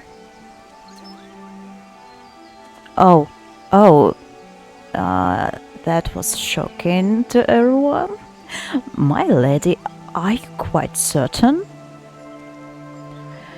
How has our nation turned to the scions of the Seven Dawn in its hour of need?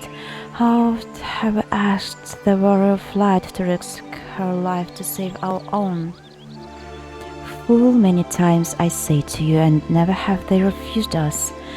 Thus do I choose this day to offer mine aid to our allies for the good of the realm.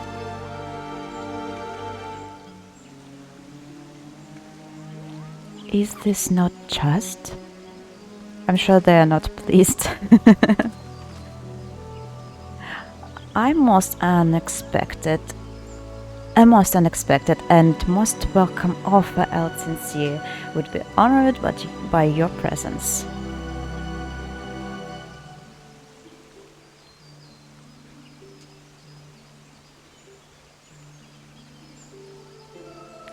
Yeah, probably I've never seen her going outside.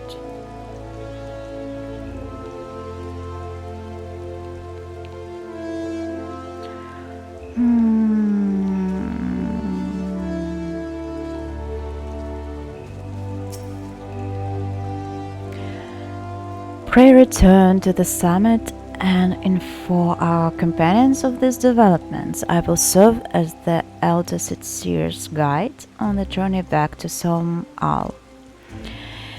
It being a path I have already trodden, I do not anticipate any great difficulties. Besides, we shall have the Elder Seer's personal guard to escort us.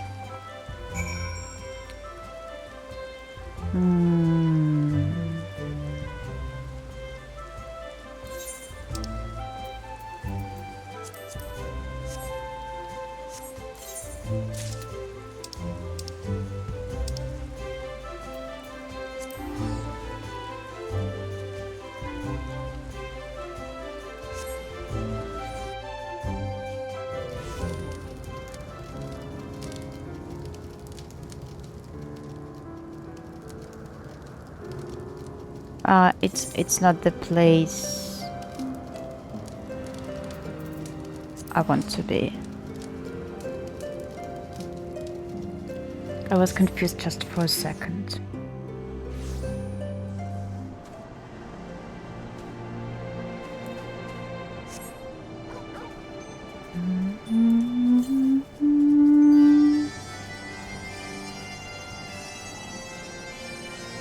No, I definitely like this music near the Aetheryte.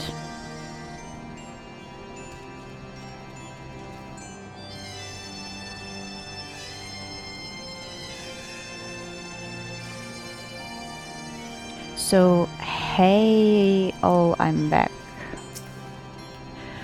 Fox, you returned. Have fared you in Gridania better than I hope. Hraesvelgr's whereabouts yet elude me.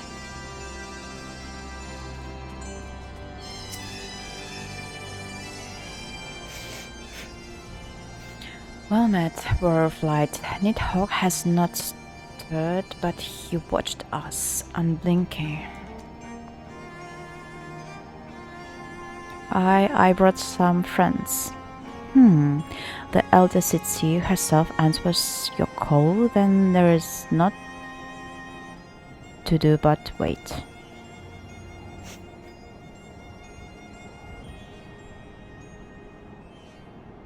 They're here, Fox.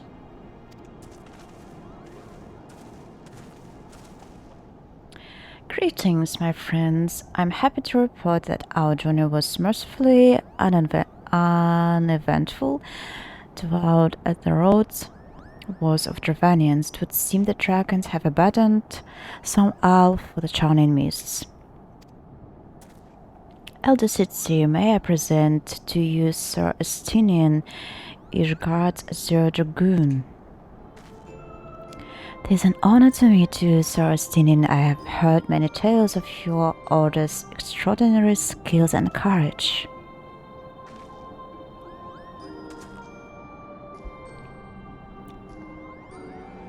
Reverences. Friends, I feel it only right to inform you that we are not alone. The Moogles are all around us even as we speak. And I should imagine they are more than a little concerned by the horde of strangers that have descended upon their home. Perhaps now would be an opportune moment to introduce ourselves.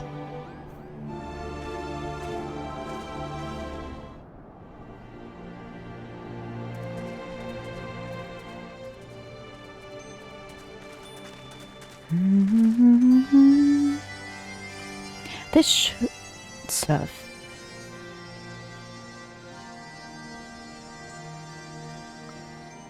They're hiding, of course, but there are so many of them, couple.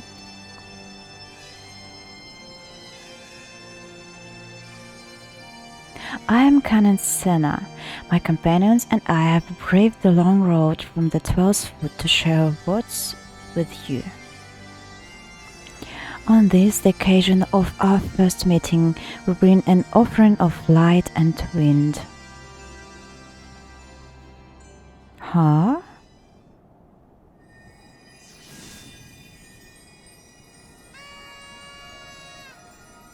Oh.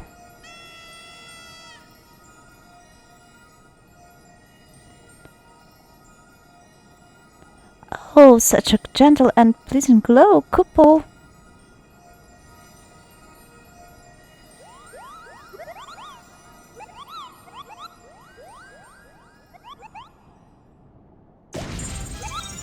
Fascinating.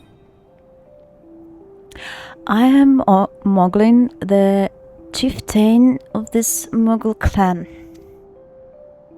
I'm not sure what voice should I use for him. Chieftain Moglin, it is an honor to meet you. Greetings, I am Kublukop, ambassador of the 12th Foot Moogles. A Moogle from the world below, your hide is of different hue, but that poem is unmistakable. I might need a moment here, Kupo. My companions were no less surprised to learn of your existence here amongst the clouds. I hope they did not startle you overmuch in their eagerness to make your acquaintance. Full well can I imagine your fairness. I am told that men have not walked here in nigh on 1,000 winters. Perhaps you will forgive them their forwardness when I unfold to you the grave matter which first brought them into your midst. My companions crave an audience with the great worm Hraesvelgr, that they might negotiate an end to the war twixt man and dragon. An end to war, you say? I trust you, Khan Senna. The light of peace shines brightly within your soul. But I'm afraid the same cannot be said of your friends. To be plain, we did not hide ourselves because they were the first of your kind to be seen here in 1,000 years. Well, not only because of that, we hid because we smelled dragon blood. These skies are home to many, many dragons. While some crave peace, such as Hraesvelgr, many others crave the opposite, such as Nidhogg. Suffice it to say, we are worried that the presence of your blood-spattered warrior friends will attract the attention of the nastier kind and invite destruction into our happy home. Oh. Now just a moment, Chieftain. Folks, he may have doled out the odd thrashing of or two, but it's always been for really good reason. She's a champion of the 12th Moogles, and I'll not hear her good name slandered. Now, Ambassador, let's not ruffle each other's fur. I shall of course take your testimony into consideration.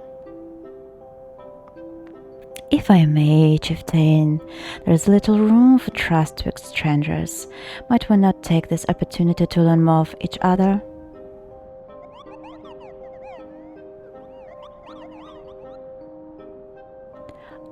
An excellent suggestion, Cooper. In the interest of fostering friendship, and keeping an eye on you, I extend to you the hospitality of Mockholm. Prove yourself worthy of our assistance, and it will be yours. I shall be watching, Kupo.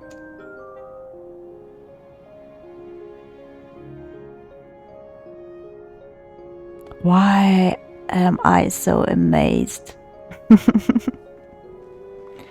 Probably because of light.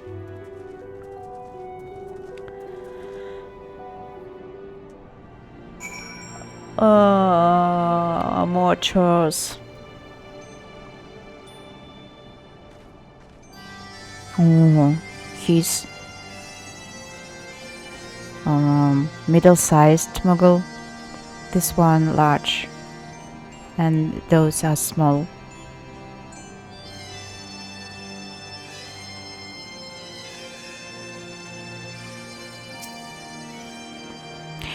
Tell me, in the world down below, do all of your kind look so different from one another?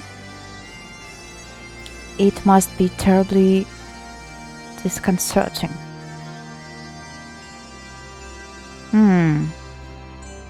That is interesting, because usually one race can't tell apart the individuals of the other race. But they say we all look different from one another. I find it interesting.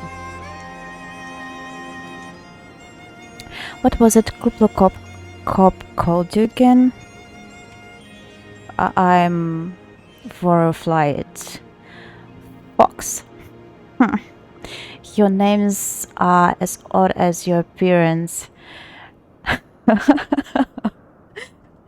Have you ever considered a nice Moogle name? Moglin is taken, by the way, Kupo, as are Morhan, Mogmak, and Mogwin. these be the names of the 3 wise Moogles who will administer the momentous challenges that I have devised to measure your worth. I call them the trials of trustworthiness. I mean, in this world, some people have tails and horns, pretty easy to tell apart.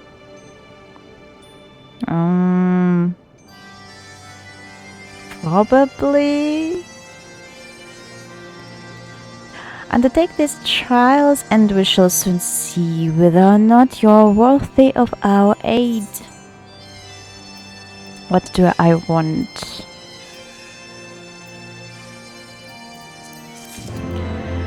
So, well, I was in company of small Allison. Is she like Hume? Another Allison, but grown up. And Isael was Allison too. And Istinian, I don't remember who he is. But he smells with dragon blood. So I think we're not so all different.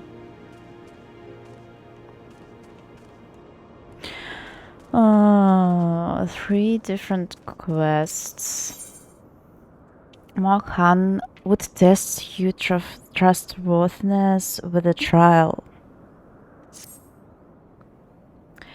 Hello, yes, I'm Morkhan, the foremost alchemist in Morkholm, if you must know.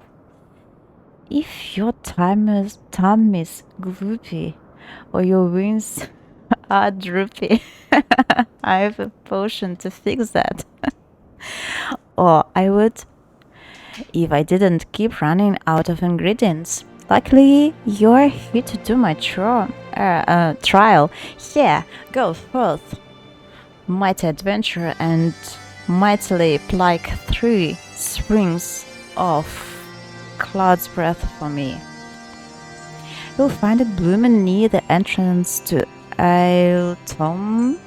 It's not the safest of places, so don't let yourself be too distracted by the pretty flowers. Coupeau. My wings are always droopy. Yeah.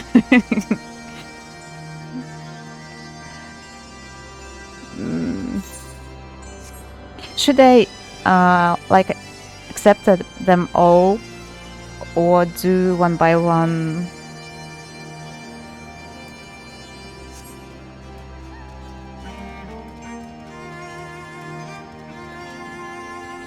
I will do them one by one just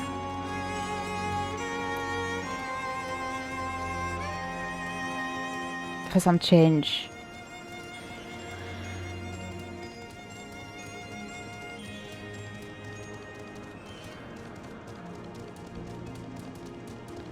So, mighty plucking them. I'm sure this is not dangerous.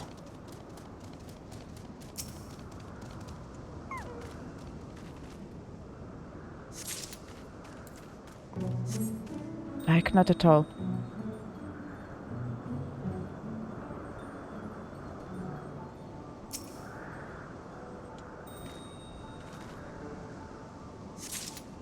Oh, it just suddenly changed to the night theme. It was so smooth.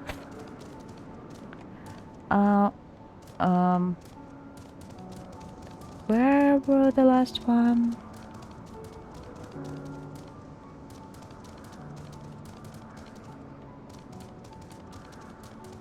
Probably somewhere up there.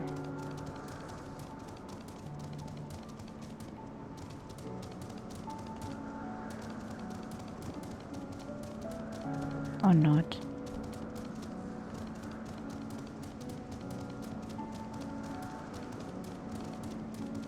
I think I got lost.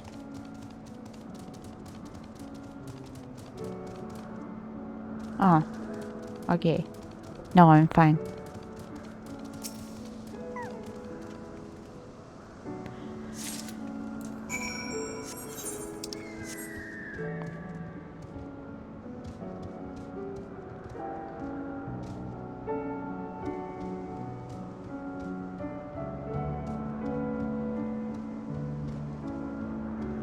So I did this trial.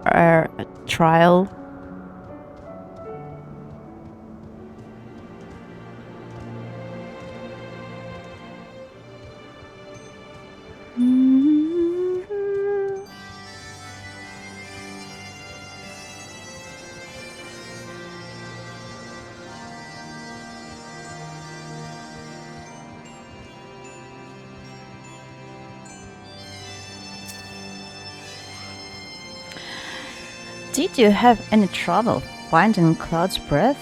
I do need it quite urgently, you know. Oh yes, these are perfect couple. Now I have the main ingredients for my bomb tonic. Speaking of which, how are you feeling, miss? Should you ever feel your palm loosen its bounds? Then I'm your Moogle couple.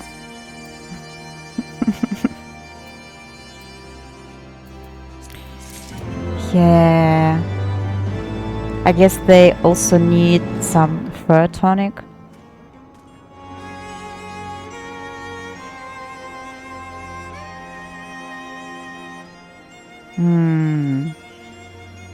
Yeah, probably it is hard to take care of. Looks dangerous. So I didn't expect our travels to bring us to Moogle village. I wonder if a similar settlement exists somewhere within the 12th foot.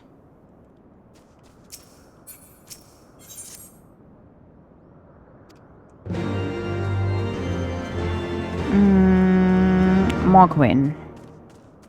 The next. Morgwin would test your trustworthiness with a trial. Morgwin's the name, and art is my game. When it comes to painting, there are none in Morgholm who can match my talent with a brush couple. I know why you have come. Chieftain Moglin has demanded that I test your trustworthiness, but as I trust no one to create art that will satisfy me, I instead charge you with retrieving a masterpiece I seem to have misplaced. Huh? It was an ambitious and innovative work guaranteed to fetch at least 4 coupon nuts on the open market. You must find it. Question the masses. Surely a pebble painted with such vibrant color and unmistakable pen cannot have escaped the notice of a Moogle in Morgholm. Couponats, yeah. It was at least 4. At least 4 of them. So I will do some investigation. Mogomol. Morgwin is missing his masterpiece, Kupo. Oh, you mean the paint-smeared mess of a pebble? I've not seen it recently, a fact for which my eyes are profoundly grateful. Oh, okay. Muddled Moogle. Maestro Morgwin has misplaced his masterpiece, Cooper. Oh, happy day! If I am the swift in finding it, I will soon have a genuine Morgwin for the price of a little perspiration. Honestly, who has 4 coupon nuts just lying about to spend on such luxuries? So it is quite expensive.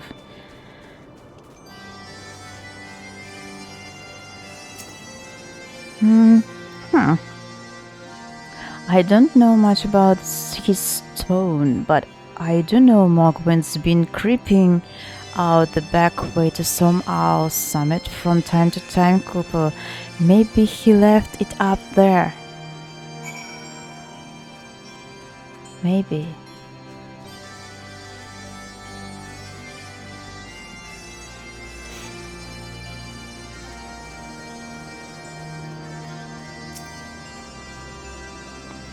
Well, what did you find out, Cooper? Yes, now that you mention it. I do seem to recall leaving my pebble out in the sun to dry. The second part of your trial commences. Go, adventurer, and retrieve my masterpiece before some art-starved admirer swipes the stone for himself. Should I go up from like here or...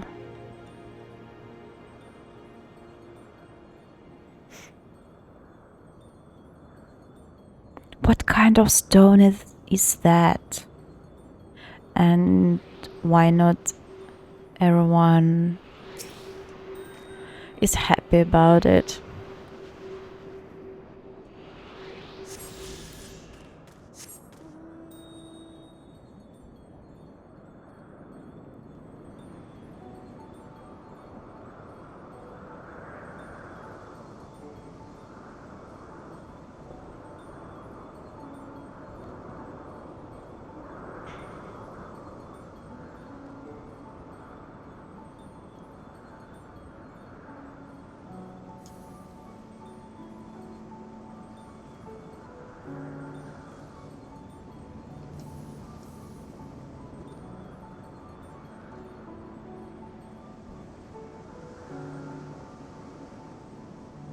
I believe I'm here. What am I looking for?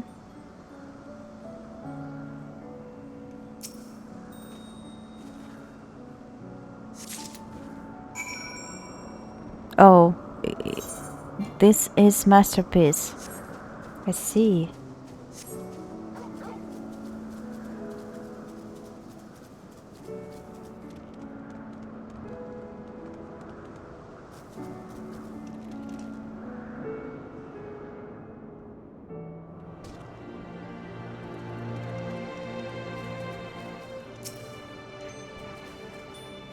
Do you have it, Cooper? Is my masterpiece safe? Yes. Yes, this is my work. Is it not exquisite? I call it Contemplations of the Gnath.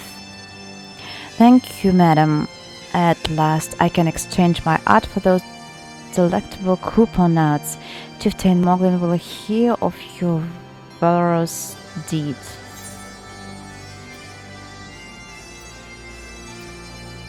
Okay.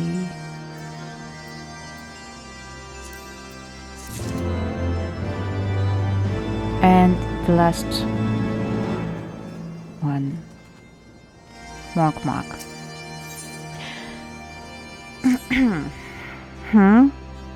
Yes, you have the pleasure of speaking with Mark. I know. I'm the fluffiest, most enchanting creature you have ever laid eyes upon, Cooper. It isn't easy being this adorable. I can barely take a stroll outside without those relentless Dravanians throwing themselves at me. Why? They look as if they might just gobble me right up. In any case, fleeing their overbearing adulation is growing a bit tiresome. Your trial, madam, is this. Find the ardent Archosaurus and slap some manners into them, Cooper. Perhaps a firm smack on the snout will teach them to appreciate my charm from afar.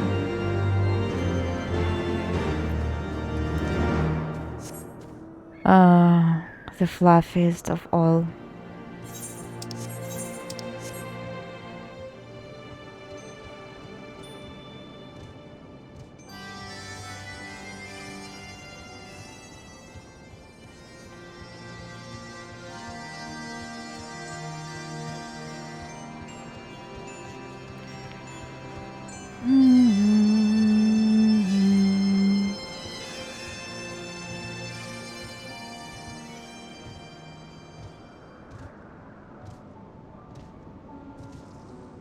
Should I slap them?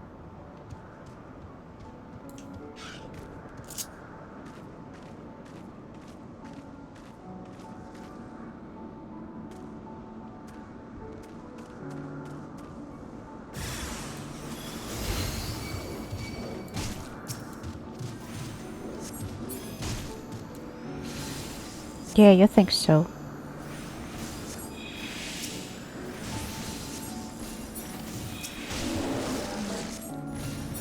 I haven't checked my distance from the wind sprite and didn't touch it with AoE.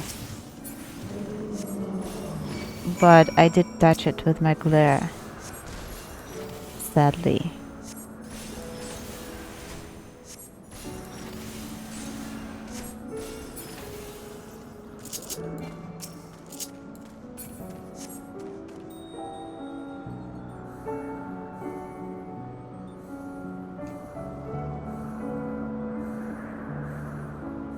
So now he can safely go out. They've been slapped.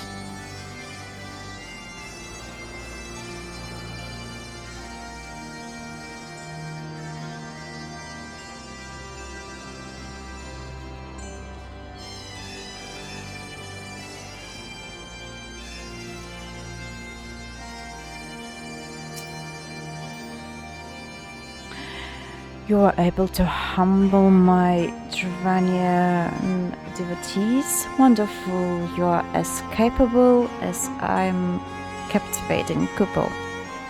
Still, my precious perfection does not excuse those slouts from pursuing me so mercilessly, their tongues lolling and bellies rumbling. The Dravanians and their ing have much to learn about acceptable acts of admiration.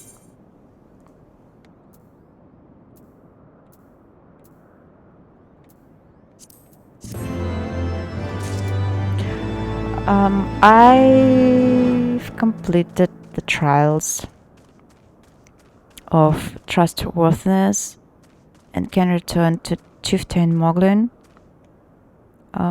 and await his judgment. Chieftain Moglin is ready to pass judgment on your trial performance. Fox, if that's what you insist on calling yourself, you have completed the trials of trustworthiness administered by the taskmasters Markan, Mogmag, and Mogwin. During this grueling test of character, I closely observed your conduct as well as that of your companions, and I am decided couple. Gather friends before me now, so that I need not repeat myself needlessly. Let's gather, my friends. Isael, come. What sorcery is this that my heart should stir and mere fluffiness? Oh, poor Isael. Fox, I was... no matter.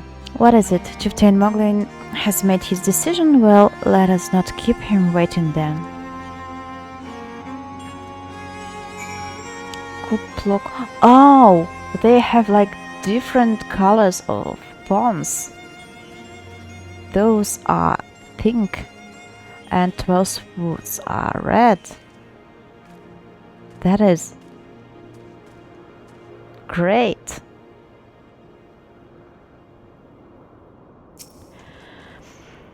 We've become such friends, Kupo. My Moogle cousins love to sing and dance as much as I do. Chieftain Moglin has finally come to a decision, has he? Well, I suppose I'd better flutter over and see him then.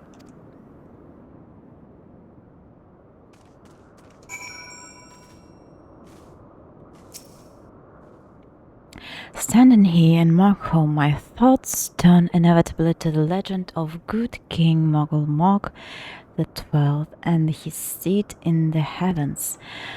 Like most, I thought it no more than a myth, a story for younglings that grew with the telling, but with every passing moment I become more certain that we have discovered the origin of the tale. Full eager I am to hear what this chieftain has to say.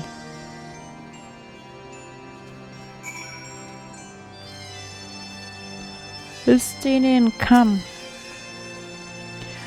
How go your trials, Sword of Light? I myself have been sent to a number of expeditions to chastise the local dragon population.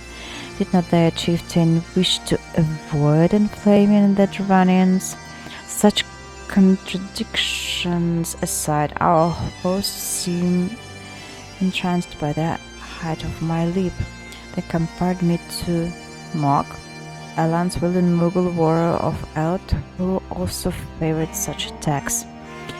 It was meant as a compliment, I expect, but I doubt these fury lambs could outlive a caracal lamb, much less a dragoon. Concluded business, he swiftly fox. I like not this place. I kinda agree with him. We should go. Alphina. Are these trials over then? My tasks have been little more than household chores. If our hosts elect not to grant their aid after walking us like pack chocobos, I shall demand compensation in Kupo nuts out of principle, but I hope it will not come to that. Let us hear the chieftain's verdict, shall we? Oh, all is gathered then.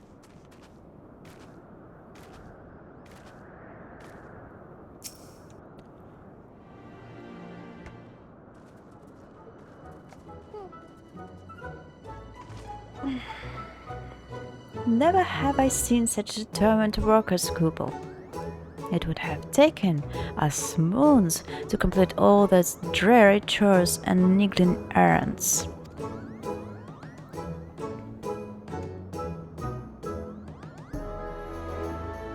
And have our labors proven the purity of our intentions, chieftain? Without a doubt, in fact, there was never really all that matched up to begin with. You were, after all, already friends with a fellow Moogle.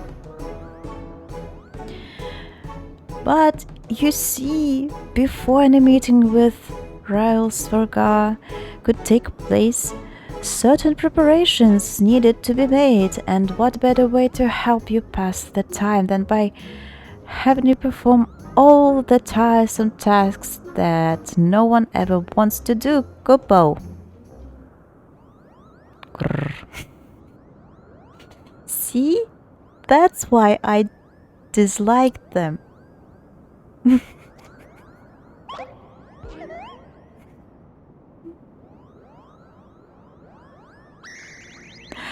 Oh dear, the horn.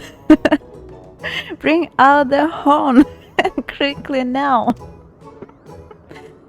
I guess he was a bit intimidated by that. We blow on this wondrous instrument whenever we wish to speak with the great worm Kupo. We haven't perhaps been treating it with the care it deserves of late, and I think Mohan may have sat on it, so we needed some time for cleaning and polishing and straightening. Gosh. No lasting harm done, though now you need simply head to Zenith, the worm's dwelling to the west and give the horn a good toot. We're in your debt, Chieftain. Thanks to noble gift, we shall finally have a chance to plead our case to Hraesvelgr. Very possibly, yes, but I wouldn't get my horns up too high, Kupo. The old worm isn't terribly fond of Your concern is appreciated, but I am quite certain that Hraesvelgr will welcome our ventures.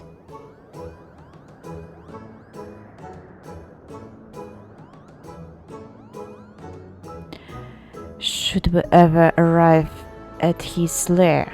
Come, we have squandered enough time already.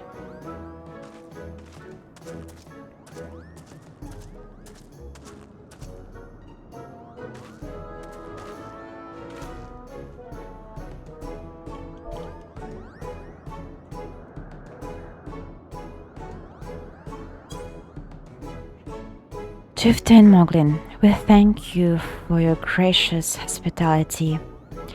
Though we must soon take our leave, I pray that we may continue to nurture the shoots of this new-sprung friendship twixt earth and sky. Of course, Kupo. Visit us whenever you wish. Consider Markholm your home amongst the clouds.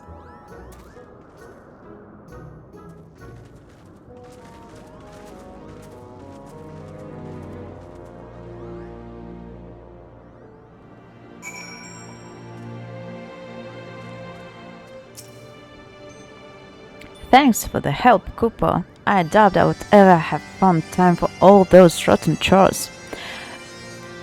Hey, it wasn't my idea. If the chieftain had spent a little less time sitting about and a little more time chieftainin, things would never have gotten so messy in the first place. And he was one who sat on the horn, by the way. But now all the errands are done and the horn is fixed, so all is well that ends well, eh, Kupo?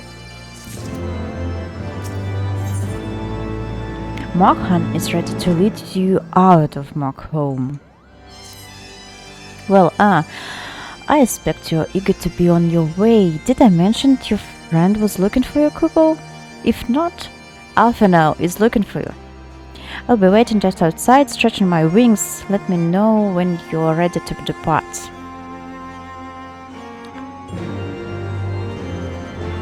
Yay, we're leaving! Can't wait. Oh, I actually wanted to talk with Azael, but to the best of my knowledge, we have all that we need for our trip to Zenith. And I believe the eldest at sea and her retinue will soon be making the journey back to Gridania. It would be remiss of us, I think, not to convey our gratitude to them prior to going our separate ways, shall we? It will not be long now, Hraesvelgr.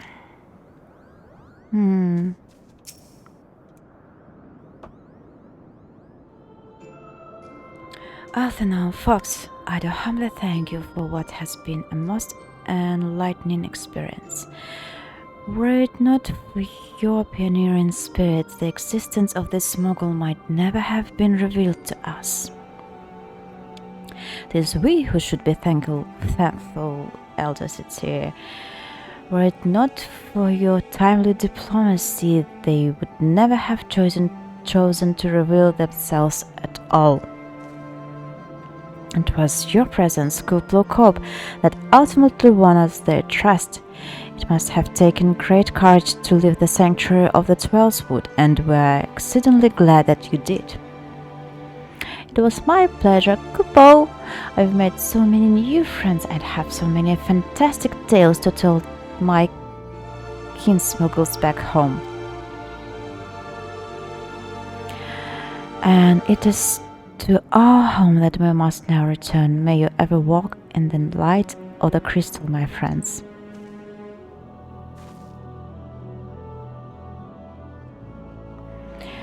Safe journey, elders at sea. We too must be on our way. Hraesvelgr awaits.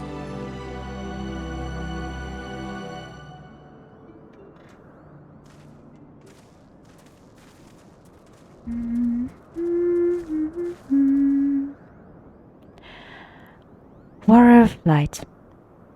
Pray attend closely to your companion, Sir Estinian. Beneath that stoical facade, a storm of anguish seethed unseen.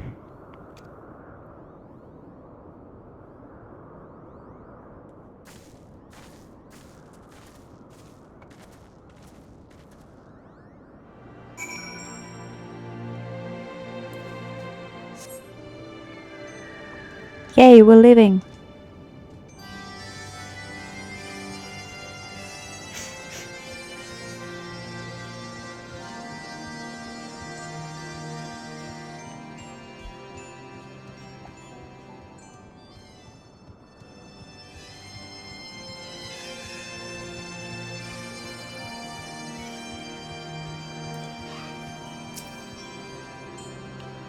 The closer we come to Hraesvelgr, the higher my spirits rise. But is it I who emulated or Saint Shiva? We have tarried overlong. Let us forge ahead as swiftly as we may, lest Ishgard bear the brunt of their horde's fury. Enough talk. Let us leave this risible place behind us. Have you said your goodbyes and dabbed away your tears, Kupo? Then we are indeed ready to go. Morghan has volunteered to lead you to the Gnath. As Chieftain Mogling already explained, the shiny instrument we have you is the best means of grabbing Hraesvelgr attention. I'll come along and show you the way to the Gnath. That's the big palace where you need to blow the horn. First things first, though, we need to make for Asa, and watch out for rampaging dragons. Maybe that should have been the first thing, Kupo.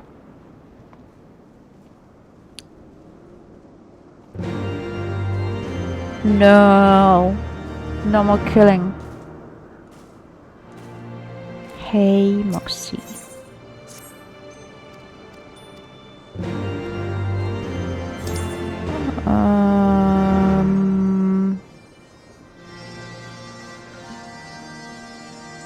Okay.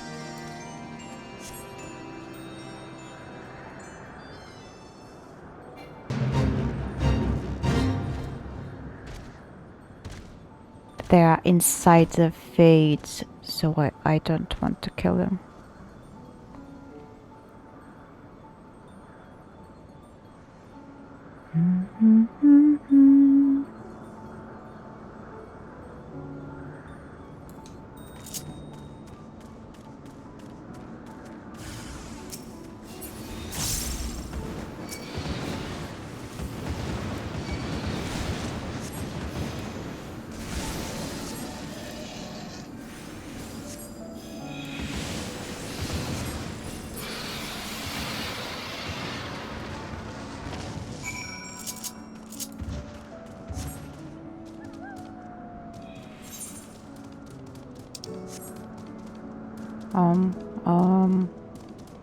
Where should I... Ah, I see.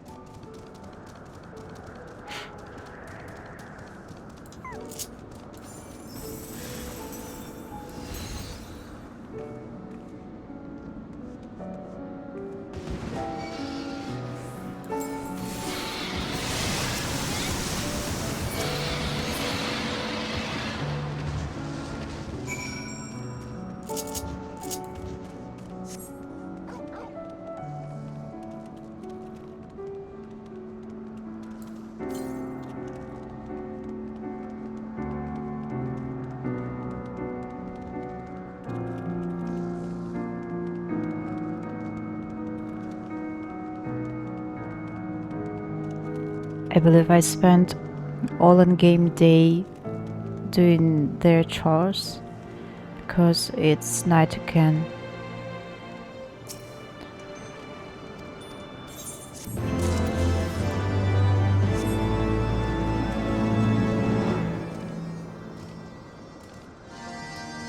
Moogle mentor and merchant. Busy kitty, yeah.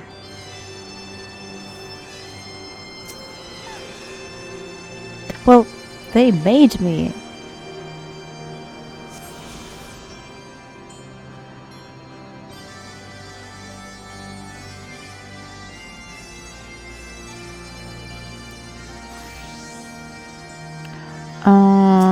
Stinian, never would I have believed that so much lonely hid above the clouds. Ravana is not as I imagine it. The histories make no reference to the existence of these ruins. Curious, most curious. Do you see that sculpture to the south and west of here? I'm all but certain it was carved in the likeness of Saint Shiva. South and west. Ah.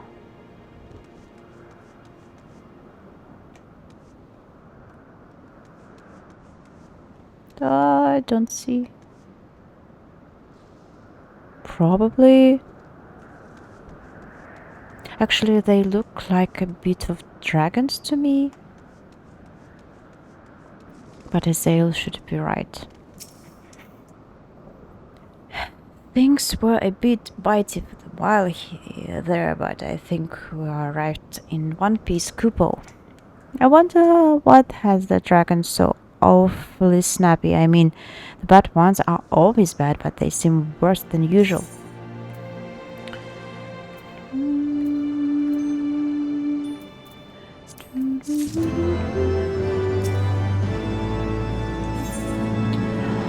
Mohan seems fretful about the weather.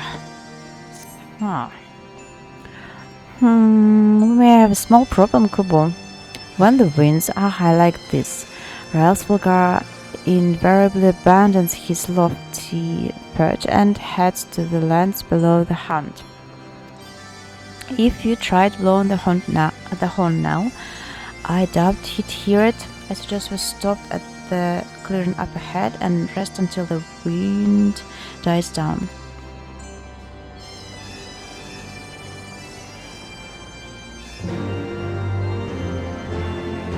I wonder for how long they know him, that they even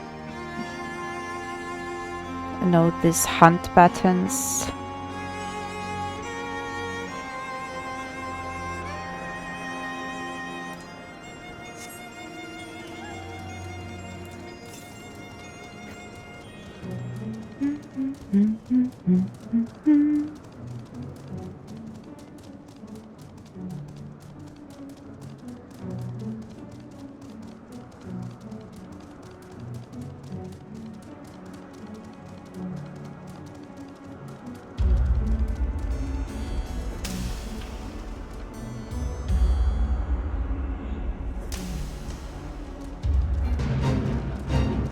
No, the fate sound.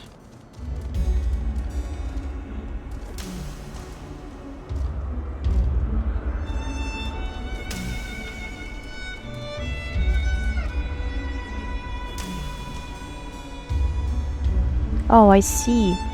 Well, yeah, it looks like a woman. The statue, I mean, there is a bigger one.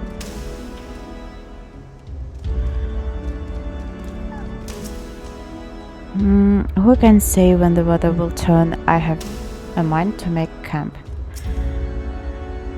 And now the very elements conspire to delay a meeting with Hraesvelgr. I must be patient. The fates make mock of us to be so close. This should do nicely, Kupo. The winds will likely have died down by tomorrow, but until then we might as well make ourselves comfortable. If we must interrupt our journey so close to its end, I suppose this place is as good as any. And map a brief respite from the hardships of the road will help to clear our minds in readiness for the coming parley. Very well then, I believe a campfire is in order. Leave the gathering of fuel to me. I acquired... it's Alpha now. Leave the gathering of fuel to me. I acquired a keen nose for firewood during my time in the frozen waste of Kurtas. Oh, he's such a grown-up right now. Clear our minds. This master of Anadu's mind needs clearing. The thought of meeting a great worm in the flesh has befuddled the boy. Did you see him stroll away as if these ruins were not crawling with deadly beasts? Follow him, Fox, and see that the wildfire does not make a meal of the young friend. We will have the camp ready by the time you return. Yay, camping time!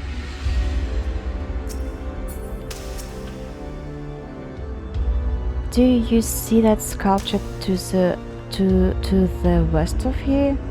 I'm all but certain it was carved in the likeness of Saint Shiva.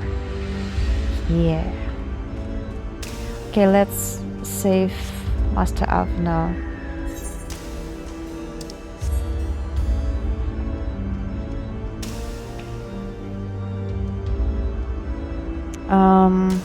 Well, I think I will save him or protect, whatever, and I will leave the meeting with Hraesvelgr to the next stream, because I feel like it will be a long cutscene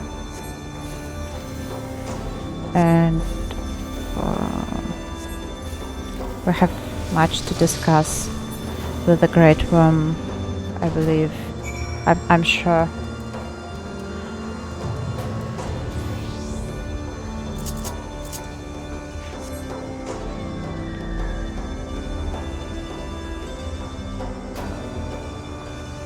Sounds like a good plan.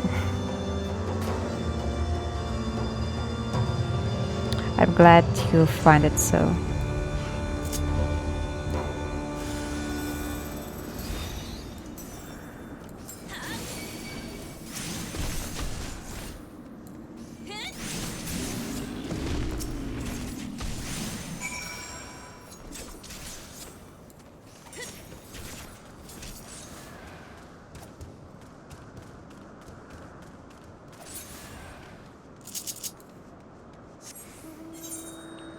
But I kinda see a right nearby. But I'm not sure how many quests.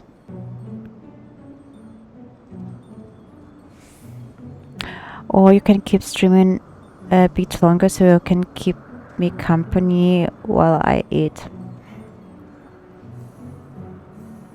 Yeah, I could, but I need to feed my pets too, and it's about time I did that. I see, I was right to worry about the boy's safety. Once Alphina returns with the good wood, we can see about supper. The Ice Queen has filled the pot with what looked like stew ingredients ready for the fire.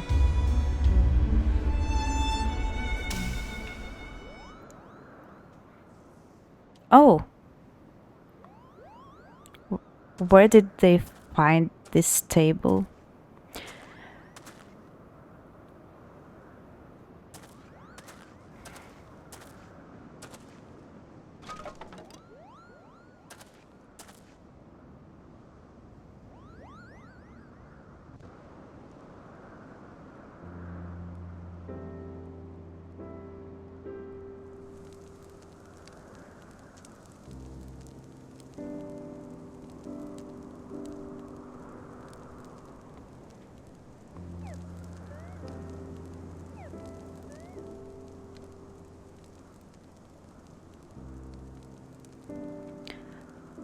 few things compared to the simple pleasure of sitting beside a crackling campfire of one's own making. Ha! So speaks the great explorer. Until recently, wouldn't have recognized firewood if it came with kindling and a flint. 'Tis well you instructed me so patiently then, but yes, left to my own devices, I would have been compelled to signal to Hraesvelgr with a pile of damp leaves.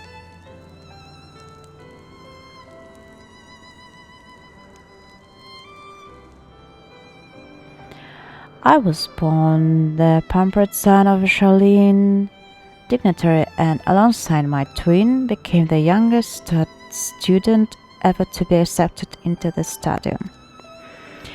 How proud I was to match with wits with scholars and philosophers, how ignorant of mine own shortcomings. That hubris invited manipulation and betrayal and led to the downfall of the Scions. All of us are guilty of similar ignorance. How many men lay down their lives never knowing what it is that they fight for, never questioning that which they have been taught to believe.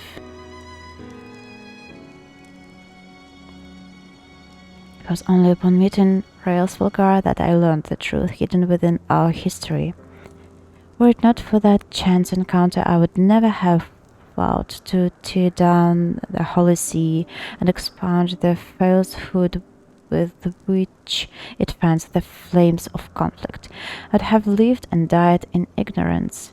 That the truth has driven me to do terrible things I cannot deny, but I would rather sin in the pursuit of pleasure or of peace than imagine myself features of perpetuating a needless war.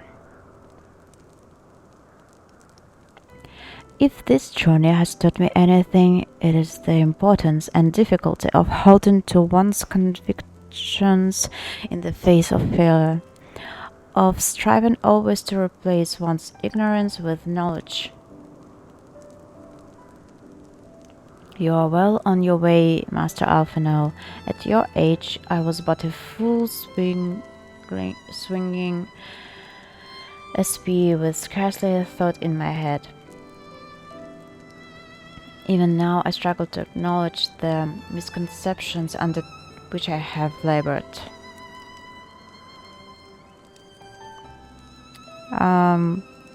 Hey, Ella Aston, welcome.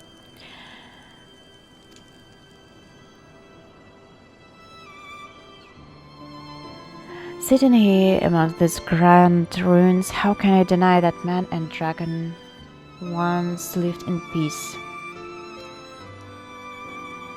But for all that such an age existed, we are now in a time of awe.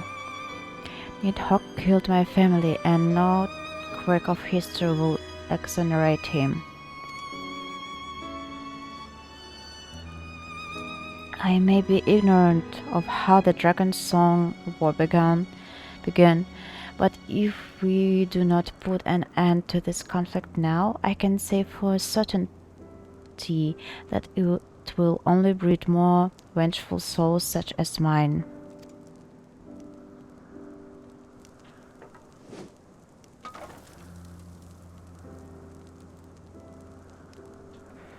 In my hands reside the power to vanquish a great worm. If Ishgard's survival rests on me wielding that power, I will slay Nidhogg myself, orders or no.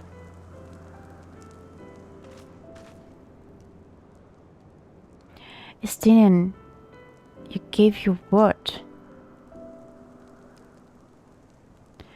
My word is contingent upon the success of our parley. Show me the strength of your convictions, Lady Iceheart. Convince Hraesvelgr of the righteousness of your cause.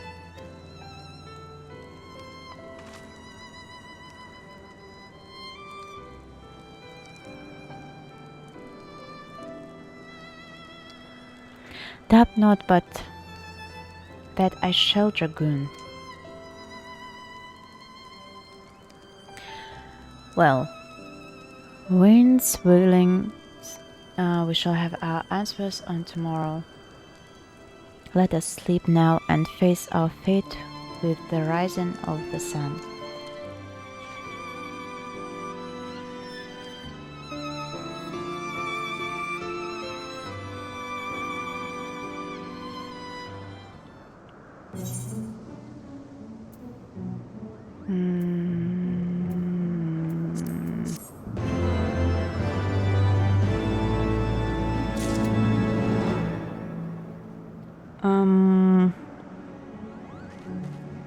Thank God someone pop up. Hi, hey, and Jill. Lol, I'm typing like a bot.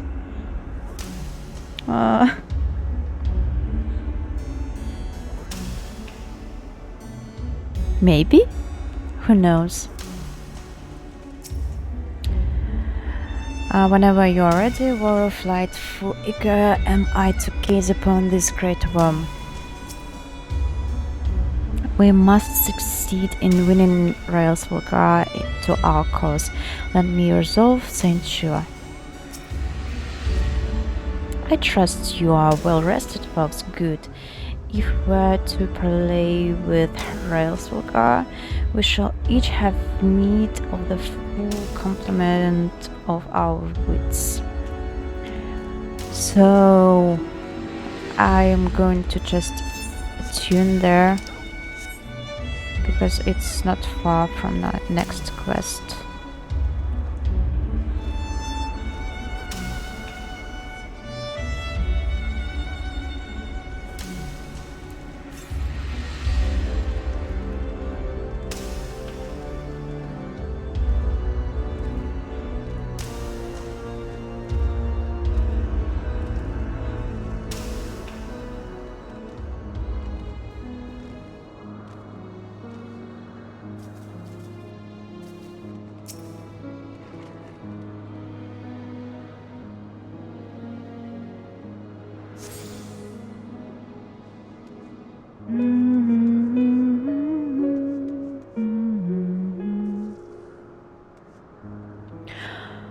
Alright, so this is the end of my stream for today.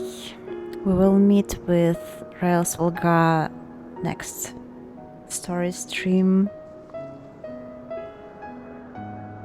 Thank you for being here and watching and chatting, and enjoy your meal, Juni.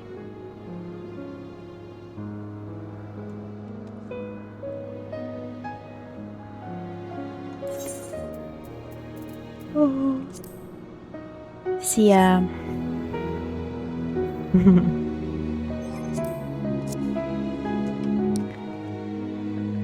Just for a second, I wanted to log out of my game instead of ending the stream. I must be tired. Okay, bye.